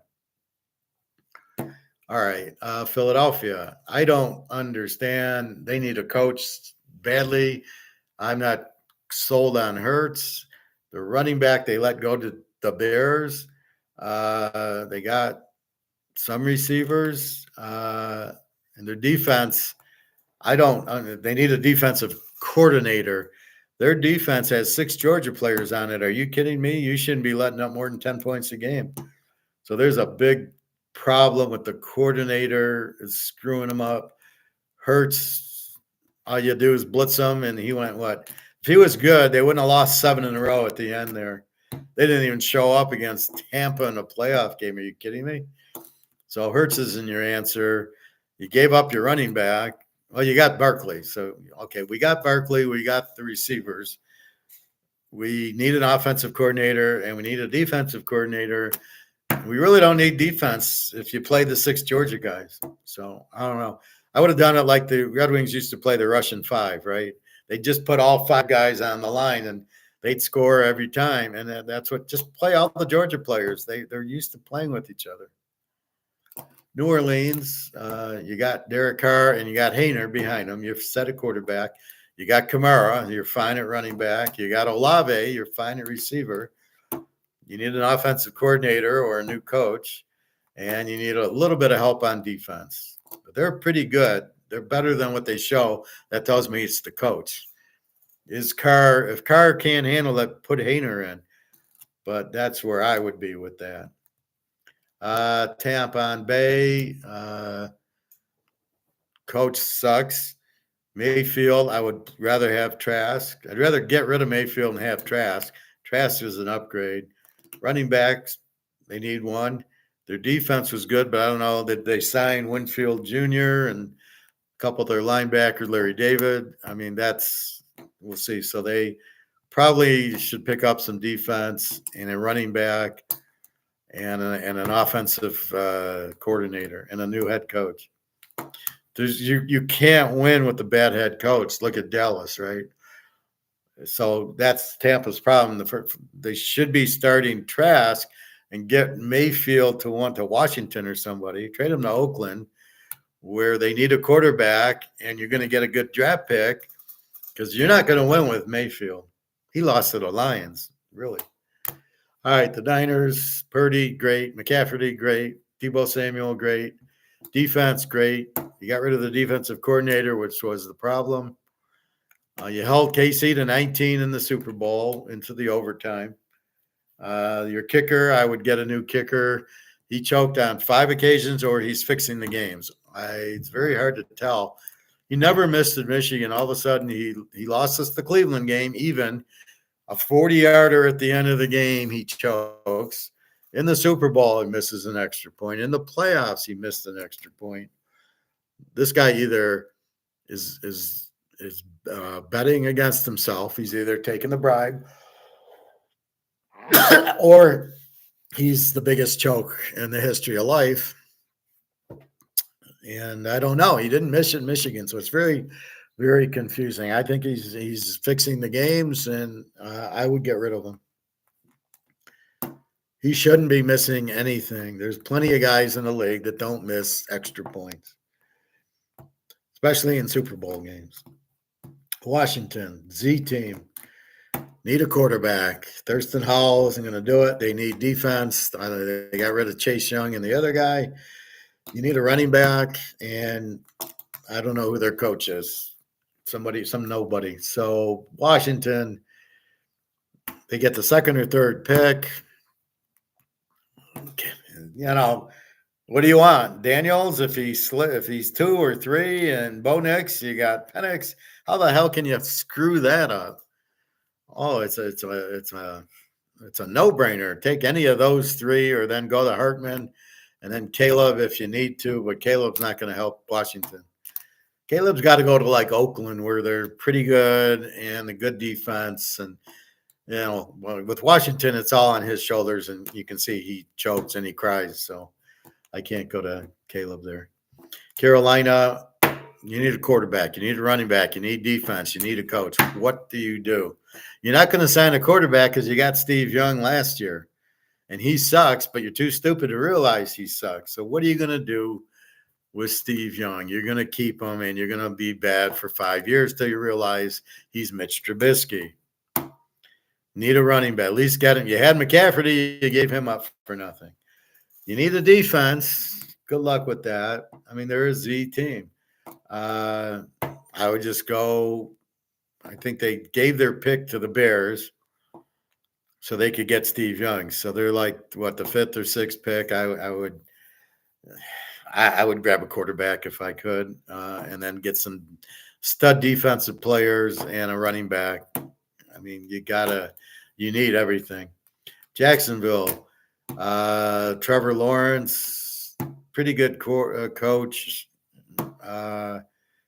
You got the guy from Clemson as your running back. So I would start with defense because you're not going to be able to get the good quarterbacks.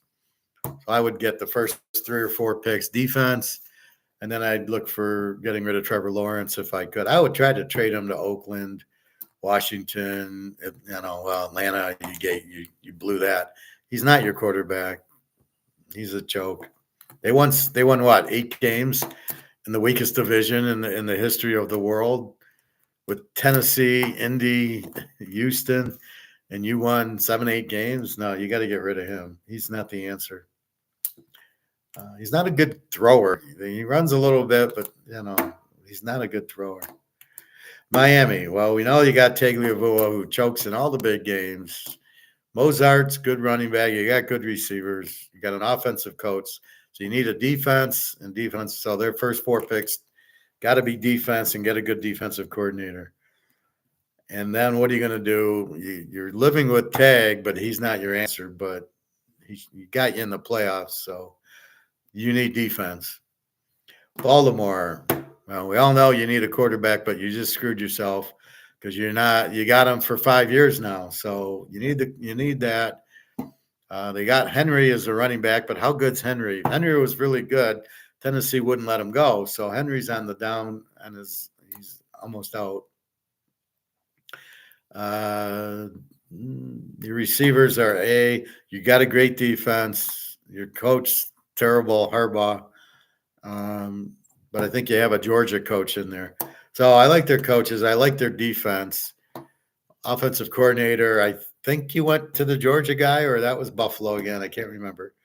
So basically you need a quarterback and a running back. Instead of having Lamar do both, you actually need 2 different. But if you have Derrick Henry, now you just need a quarterback. If Hartman falls, I would draft him. He's a lot better than Lamar. So that's them. This is the reality, not the bullshit they give you on ESPN. Oh, Lamar's the greatest player that ever played. He just can't win a big playoff game. All right, Tennessee. All right, they need a quarterback. They need a running back. They need some defense. I'm not sure how good their coach is. So it's all going to be dependent on how good this coach is. You had one of the better coaches in Vrabel, and you let him go. I would love to see, really Miami or the Lions pick up Vrabel as a defensive coordinator, or the Niners. That would be lovely if the Niners got him, because you can see what you need to do. You've got to beat Spagnuolo, and you ain't beating them with half of these defensive coordinators.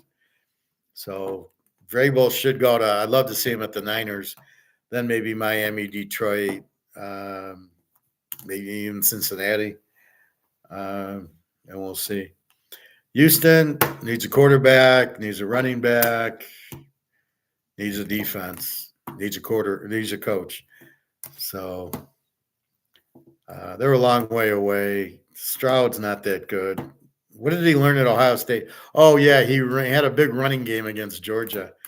So, yeah, I hate when that's the excuse, because then I'll bring up the Michigan games both years.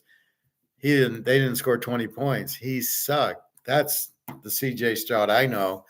Not, he ran for 500 yards against Georgia when they weren't expecting him to run. He's not a running quarterback. So I don't All I know is they scored 3 points against Baltimore in a playoff game. That's C.J. Stroud. The bigger the game, the bigger he chokes.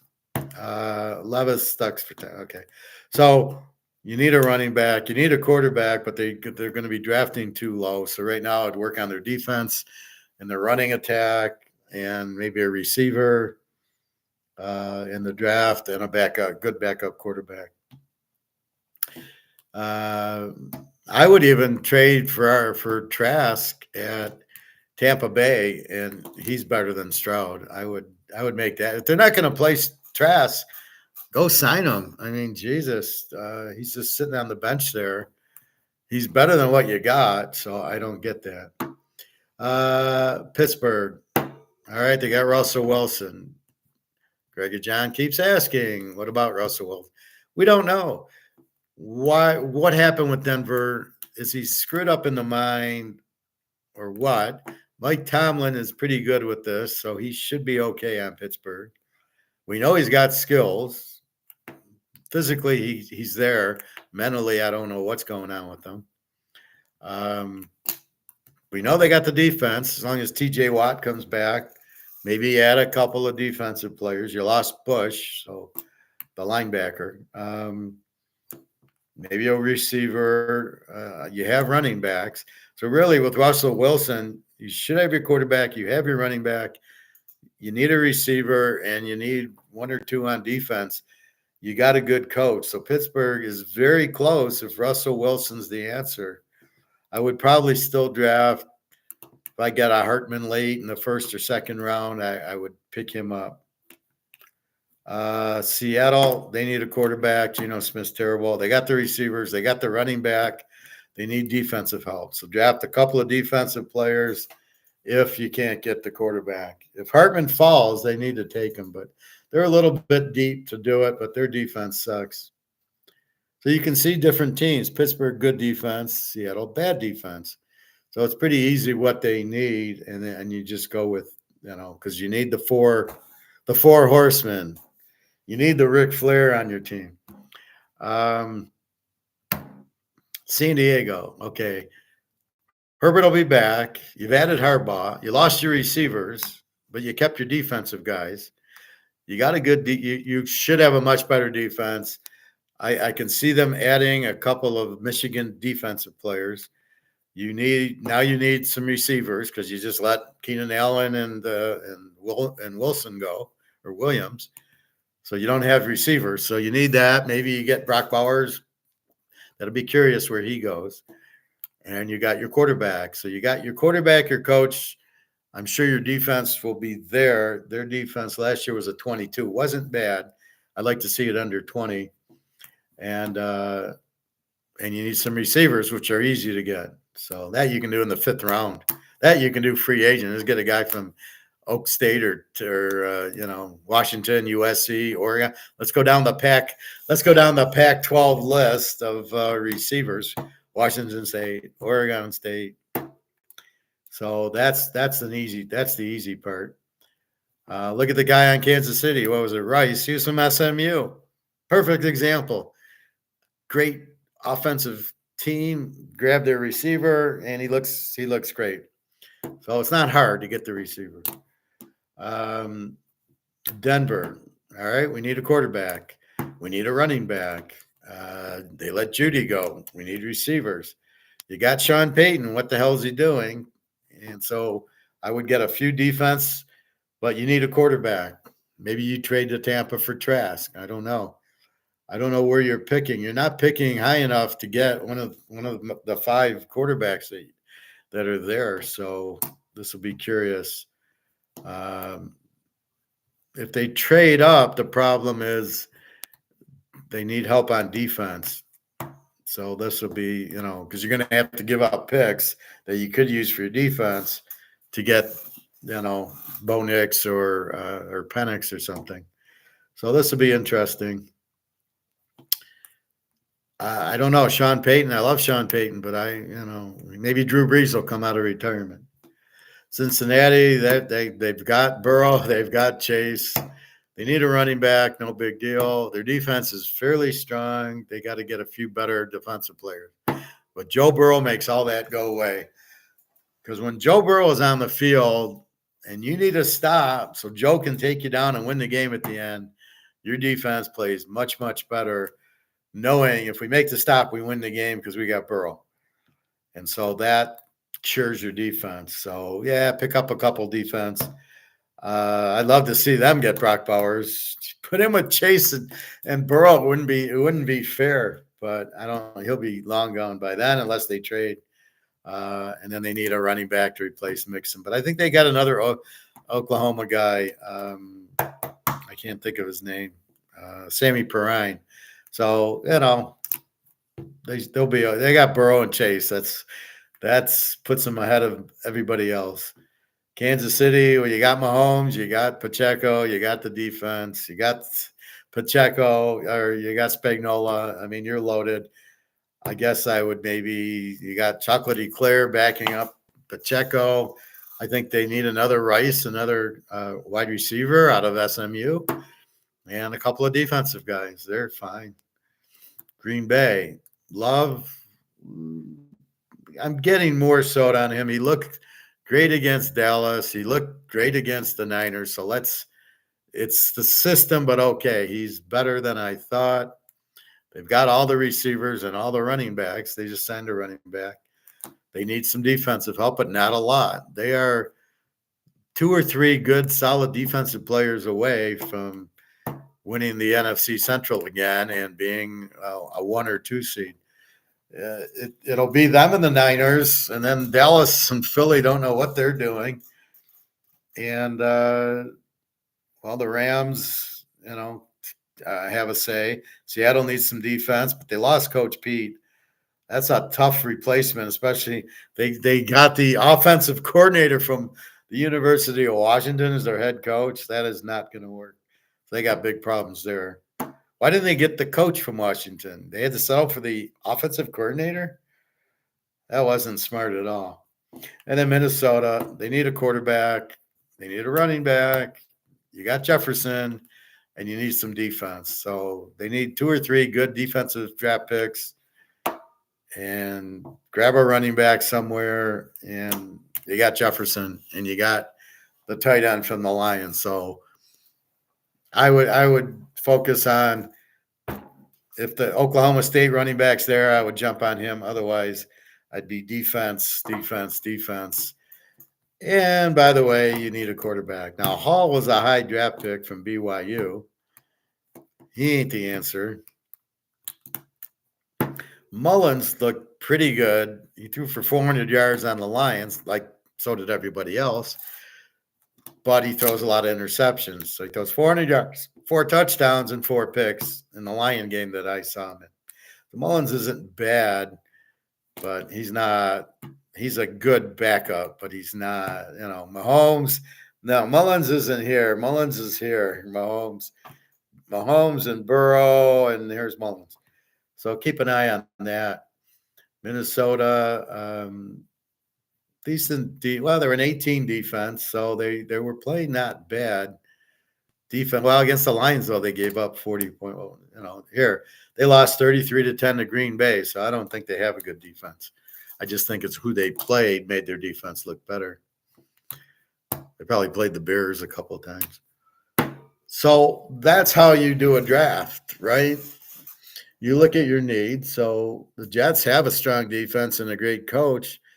Does Aaron Rodgers fit? They have Breece Hall at running back, and they got good Packer receivers.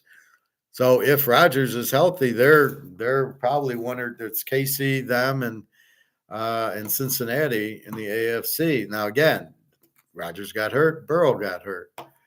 That left KC wide open, but will KC get that lucky this year?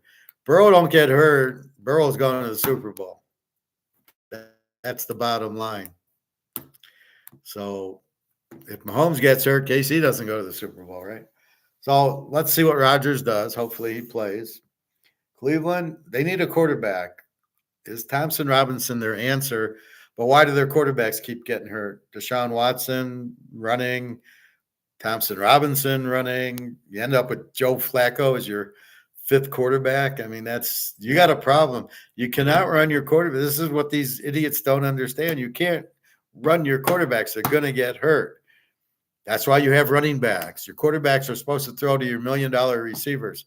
Your quarterback in Minnesota is supposed to throw to Jefferson, not hurt his leg running. That's the key to it.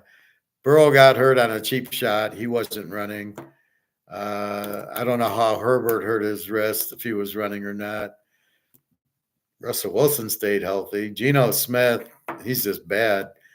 Pittsburgh, we'll see how Russell Wilson does. Houston, Stroud runs too much. He's always out of the pocket. He's very, very inconsistent. Every play I'm watching, he's in the pocket, he runs to the right, and his receivers run to the right, and he throws it to him. What kind of offense is that? That's why they scored 3 points on Baltimore. Keep him in the pocket, and then he's useless. Tennessee needs a quarterback. Levis, I don't even know why he got drafted. Baltimore needs one with Lamar, but okay. Miami with Tag, he's a joke. Jacksonville needs a quarterback. They think Trevor Lawrence is good. I never saw it.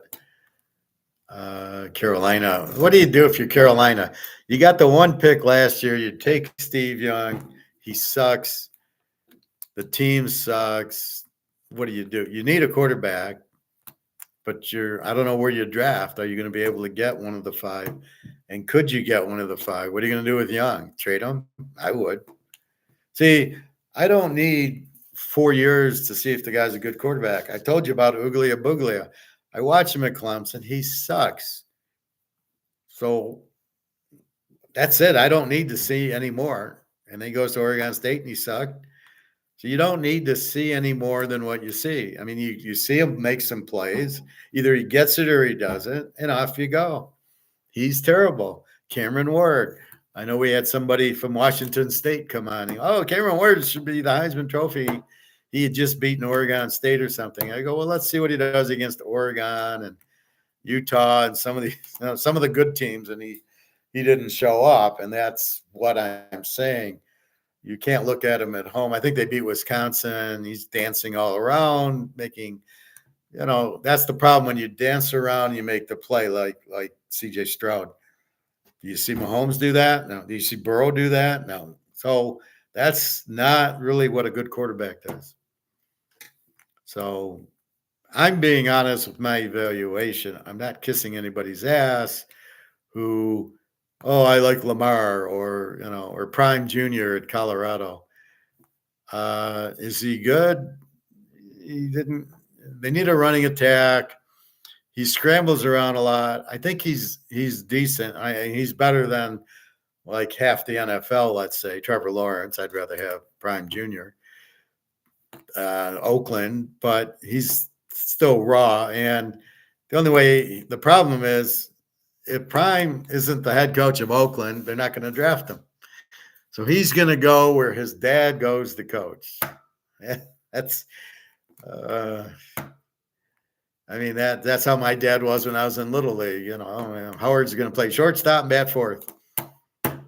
But I deserved it. But anyway, so that's the problem with these coaches like Dallas. They won't get rid of Prescott.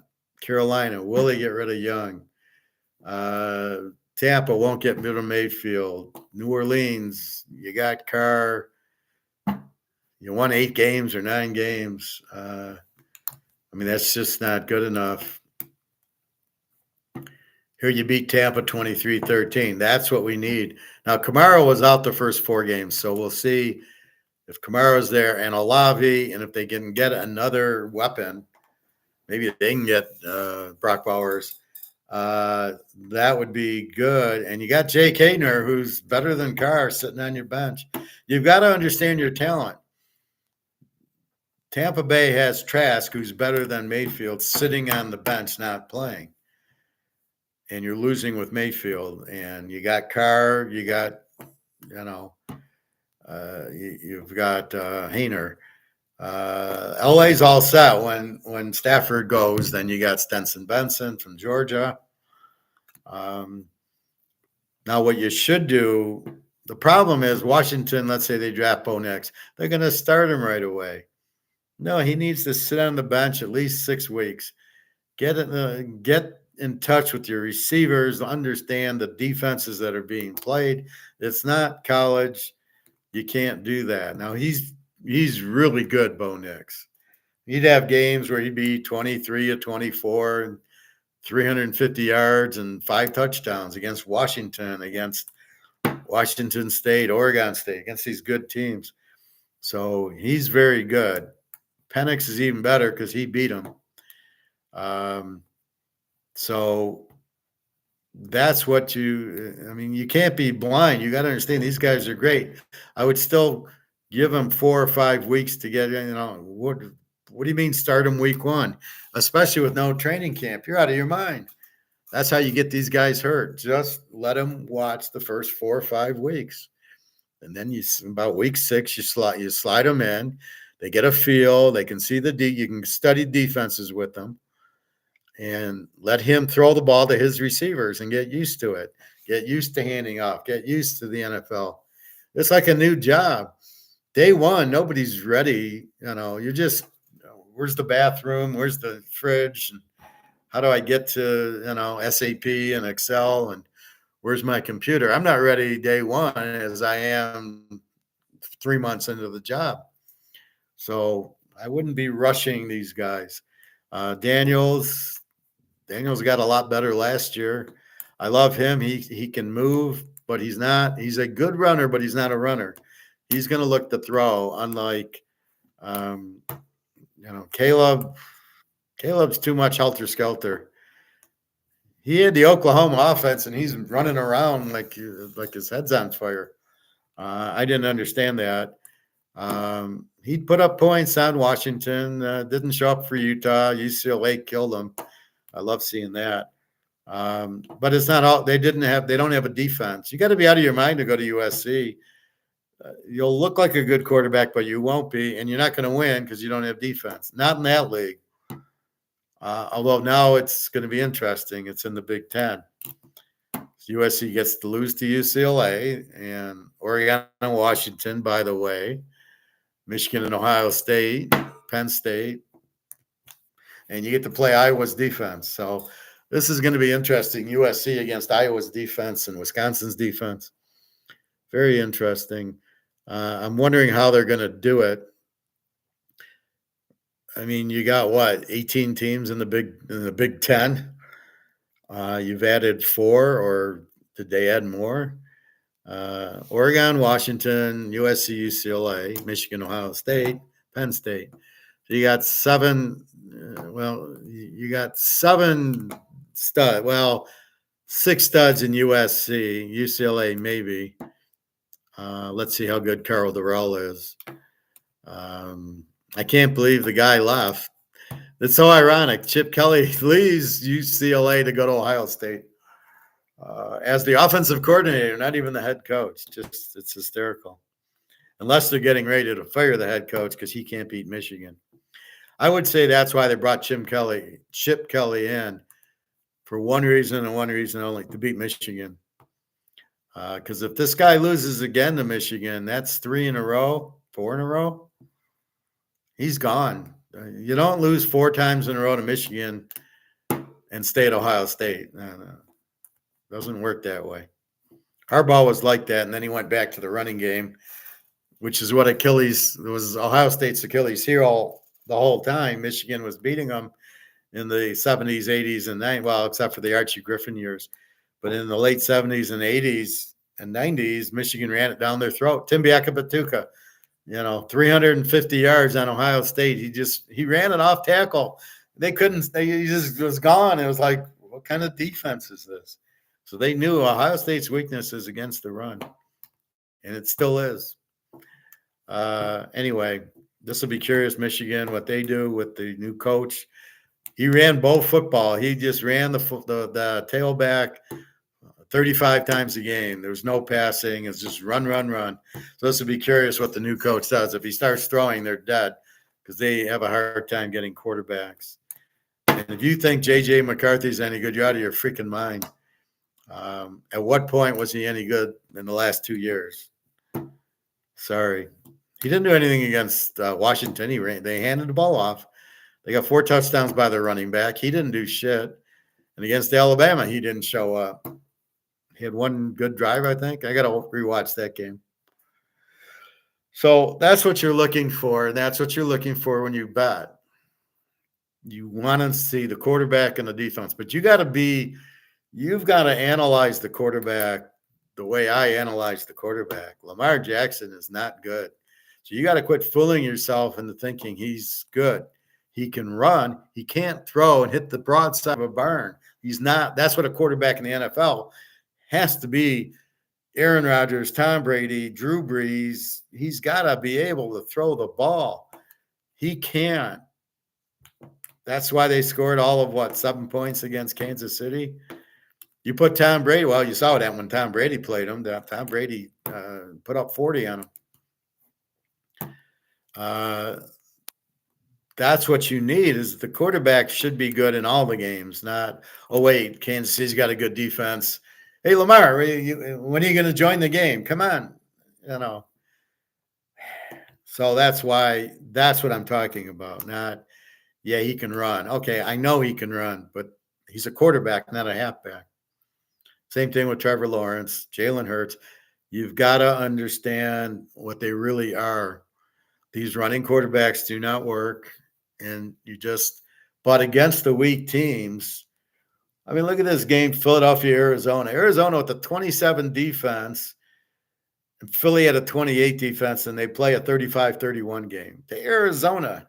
Now, he puts up 31 points on them, but they lose 35-31 because they couldn't stop them. Oh, by the way, my lock on the game was over 48, and I teased to over 42, which I had at halftime, I think. So when you see a 28 and a 27 defense with Murray and Hurts, and the over-under is only 48, I assume you're betting over 42. You've got the quarterbacks to do enough, but the defenses suck. How Philadelphia with 6 Georgia players have a bad defense. Well, I mean, you saw the Matt Patricia. How is your head coach signing Matt Patricia to the contract? So you had a defensive coordinator. So let's go back to comfortable and trust. Were you comfortable when you lost your defensive coordinator, Jim Schwartz? The year before, they go to the Super Bowl. They lose Jim Schwartz. Why didn't you pay Jim Schwartz? Why would you let him go?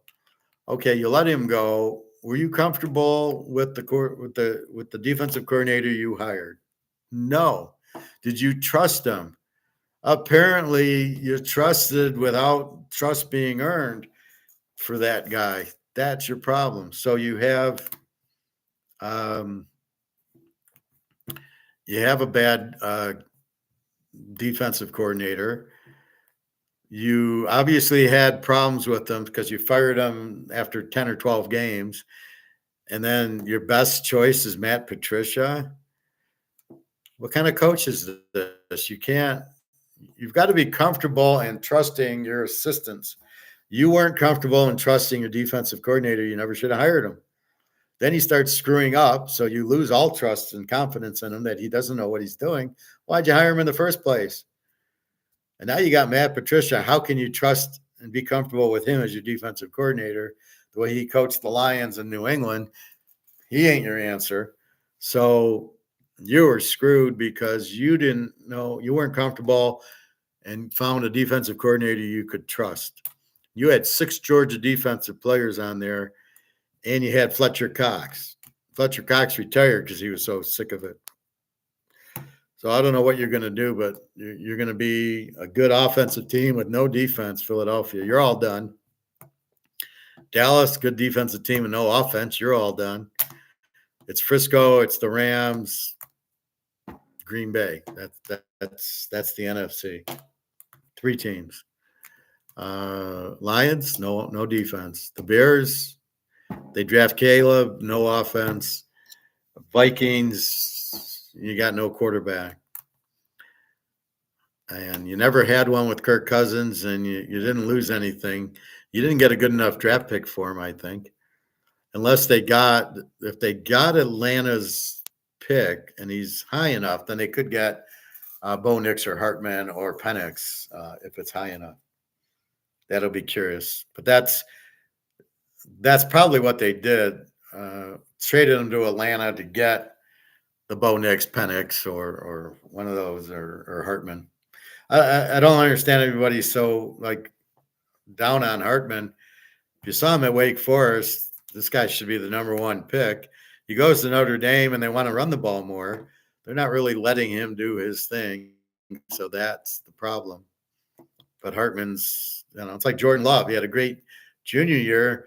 New coach comes in. He has a terrible senior year. And now he looked pretty good. And Hartman's about 10 times better than Love. Hartman's outstanding. And he looked good at Notre Dame when you gave him the chance. You wanted to keep running the ball with Eskridge. And so there you go. There's who needs a running back? Get the guy from Notre Dame. He's good. Oklahoma State, Utah, they're running back. Georgia. It's not hard to find a running back. So anyway, so that's the NFL draft, what they need.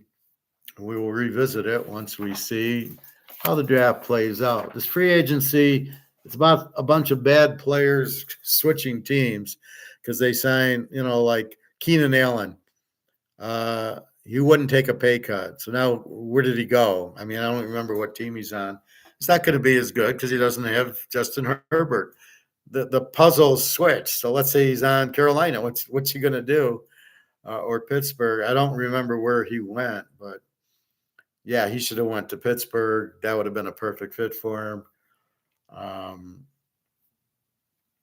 Maybe New Orleans would have been a nice with Olave.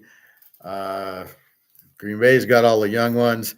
Oh, I think he went to the Bears and to join CJ Moore. So but that's not a good fit for him because they don't have a quarterback. They got rid of Fields. If they draft Caleb is not one to take 3 steps back and throw it. What did Bill Walsh keep saying to Joe Montana? It's all the footwork. Take 3 steps, throw. Take 5 steps, throw. The guy will be open if you take 5 steps and then throw. He hit it all down. You think Caleb can do that? Hell no. That's the difference between Joe Montana and Caleb. Caleb goes back and he runs this way and that way, and then he makes this miraculous throw, and the guy makes a circus catch. And you want to say, wow, what a great pass. Well, what a great quarterback. Oh, my God. That's not the way quarterbacking's played. 3 steps, throw it. 5 steps, throw it. It's all timing. Not let's run around the pocket for 10 minutes and then throw a Hail Mary and hope our guy catches it, like C.J. Stroud. So that's what I'm saying. Can't listen to the noise that you think the guy's good because ESPN says he's good or whatever. Let's see. So a few other things. In Africa, Russia and China are taking over for France, which is why France wants to join the Ukraine and invade Russia, is because they're getting pushed out of Africa where they steal all the natural resources. So now Russia and China said, no, we'll back you up, Africa. And so they kick France out. France is in big trouble. U.S., their banks are about to crash. Let's check our gold at 5 o'clock. How are we doing? Gold prices. 22.29. Holy shit. It's up 9 points since we started, and it's strong up right now. Look at the ending. This will end at 22.45. We'll be at 23 next week. I'm so excited. This is my best pick. This is better than Kansas City winning the Super Bowl. 22.29. Yeah, but I sold my gold at 21.50. It was record high. No, it's paper. And there's comex is blown up, and brics is coming out of the gold-backed currency, and the gold price is going to the moon because everybody knows the dollar's worthless. And the U.S. has no gold, so they're bankrupt, basically. Just watch Money Heist. When the professor takes the gold out and they announce it, the country was bankrupt. Well, that's what you got here. That's the bottom line. So that's what we got. So we got that in Africa. Um, God knows what else. Greg and John keep saying have a sports one and an economics ones, but it's like now I can. There's a few pieces of economics I can add. So May 14th uh, we have the thing with that. Where's Darius? She's sleeping. Last seen at 3:35. See, here's where I don't understand Daria. Just to change the subject a little. So she was last seen at 3:25, but she hasn't talked to me today. She hasn't read my messages, and she doesn't say like I'm home. I'm helping my daughter with school, or with my friend, or I'm sick, got a headache, or I'm in bed, or I'm cooking dinner. I get nothing from her. I assume she worked because she was on a lot. This is what I don't understand from her. But yet, when I do get from her, it's always that's why I get excited, right? Because I don't know. I sent her food money, which she got. She thanks me for that. Took a day to thank me. Said, "Yeah, we got it. I haven't gotten my shoes yet, so I assume tomorrow or Saturday she'll go to shoes. She might be working, but she does things after the fact. So I go, I'm going to the pool now. She would say at the end of the day, "Oh, I was at the pool all day," or something. She's after the fact. I got to straighten her out when we meet. Um, Jenna, in the meantime, is in Berlin. Wants to go with her friend to Prague. We're thinking of going to Prague. Well, you have no money, so she says, "Oh, we can train there, but now we need a hotel." Right now she's staying with a friend in the apartment, so she doesn't need a hotel. She doesn't need money for the hotel. Now she's like, "Oh, well, we're thinking of going to Prague." Okay, well, go pay for it. All right. Do you have money for the train? No. Do you have money for the hotel? No. Food you don't need because you have money for food unless you bought it to cook. Right. So when I go to the grocery store, I spend $50. But if I went out to eat, it would cost me that's going to feed me for 4 or 5 days. But what she does, if you go to a restaurant, feeds you for one day. So she would obviously need restaurant food in Prague. So I said, it's a good idea, but I got rent. I just gave you money for the trip. And I had to give her an extra 100 because she stayed at, she got a hotel in Poland because it was 4 hours at the border. And she needed money for the train. So anyway, I gave her a bunch of money. So I trust her. I don't worry about it. But anyway, that's what's going on. So I hope she goes to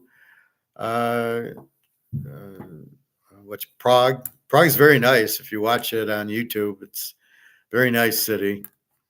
So we'll see. But I don't have more money for her because I got to I just gave something to Daria. See, I have a certain budget, but after that, I gave you for the trip. I don't have more money to give you. By the way, I bought an ounce of gold and a 10th ounce of gold. So I got to still do that.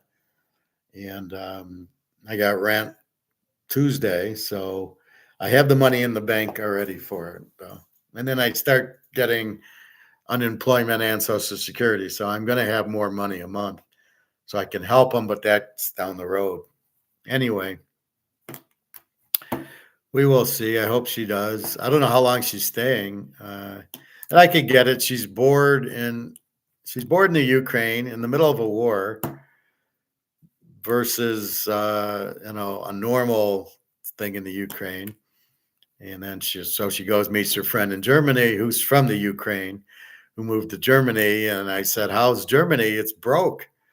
So she says, "Well, how's the US?" I think she was trying to be cute. And I says, "Oh, we're broke too. Don't worry about it." And by the way, every country in the world is broke because every country is on dollars that are printed to death. So I'm not trying to make fun of Germany. I'm just saying that's why I'm buying gold. Is every country is at zero. Now it sounds like people are becoming aware of that, or just COMEX isn't being allowed to buy to pump the price down.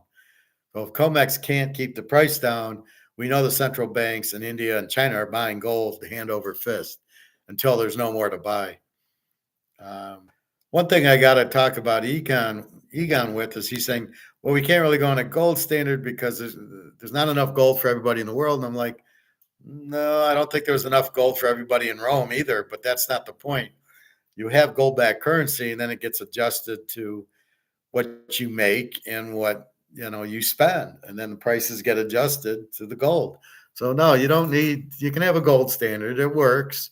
Not everybody will have the partial gold. So an ounce is 50, and so you start selling pieces of the ounce, and that covers up all the people. You can have 1,000. Divide the 50,000 by 10,000, and then 10,000 people have $5,000 or $500 worth of gold. I mean, that's how it works. And this barter stuff, what the hell is that? There's no barter.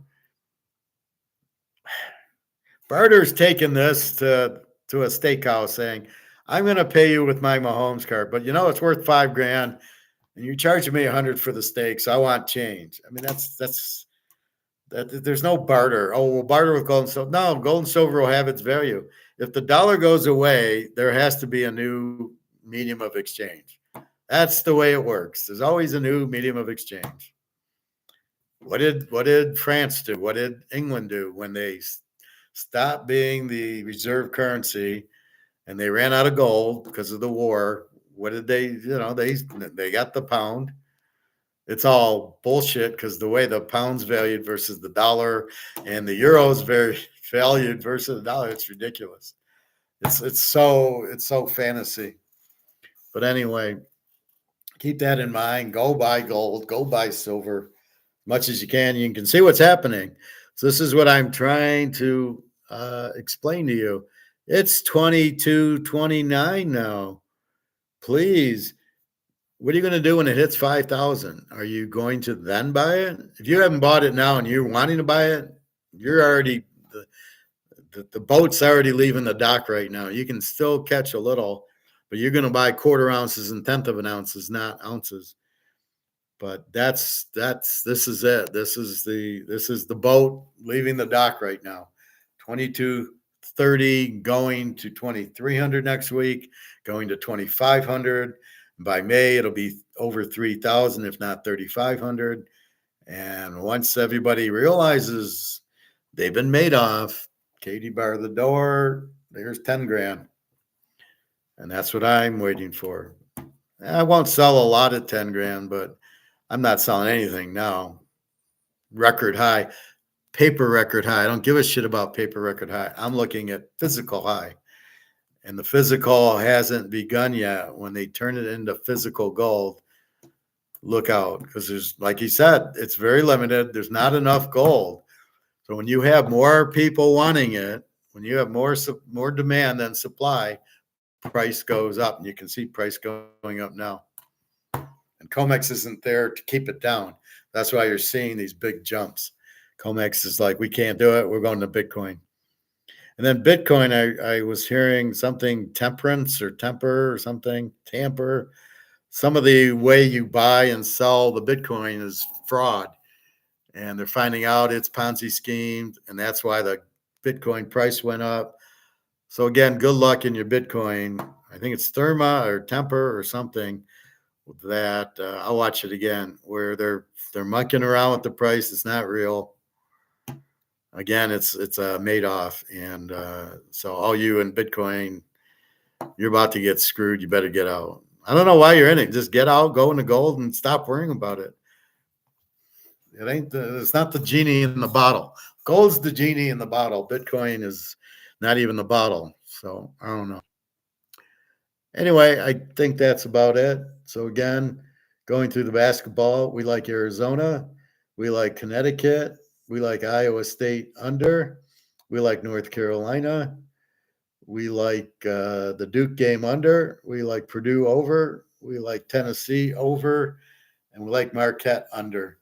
So the games with the better teams, I can say Connecticut should cover.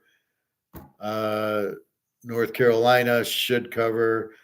Once I get into Houston Duke, I'm not messing around. I'm going total. Purdue Gonzaga, I can't trust Purdue. They never do anything in the tournament. So again, they look good against the real weak team, but when they start playing a good team, you're going to see a lot of points in that game. Anyway, so that's college basketball. That's pro football. That's gold, economics, brics, May 14th, gold back currency, gold through the roof. Blowing up comex nicely. They're just about done. And now we got to rescue silver. But silver's money. So as gold gets higher and higher, and people put two and two together, realizing silver's money, silver's going to shoot to 35 to 50 to 100. So that's coming soon. And that's about it. So I see I'm almost out of memory, so I got to delete some shit, I guess. Anyway, have a good day. www.teaserking.com. And wish you well. Buy your gold and silver. Now the boat is leaving the dock. All right, everybody. Have a great day. Thank you very much.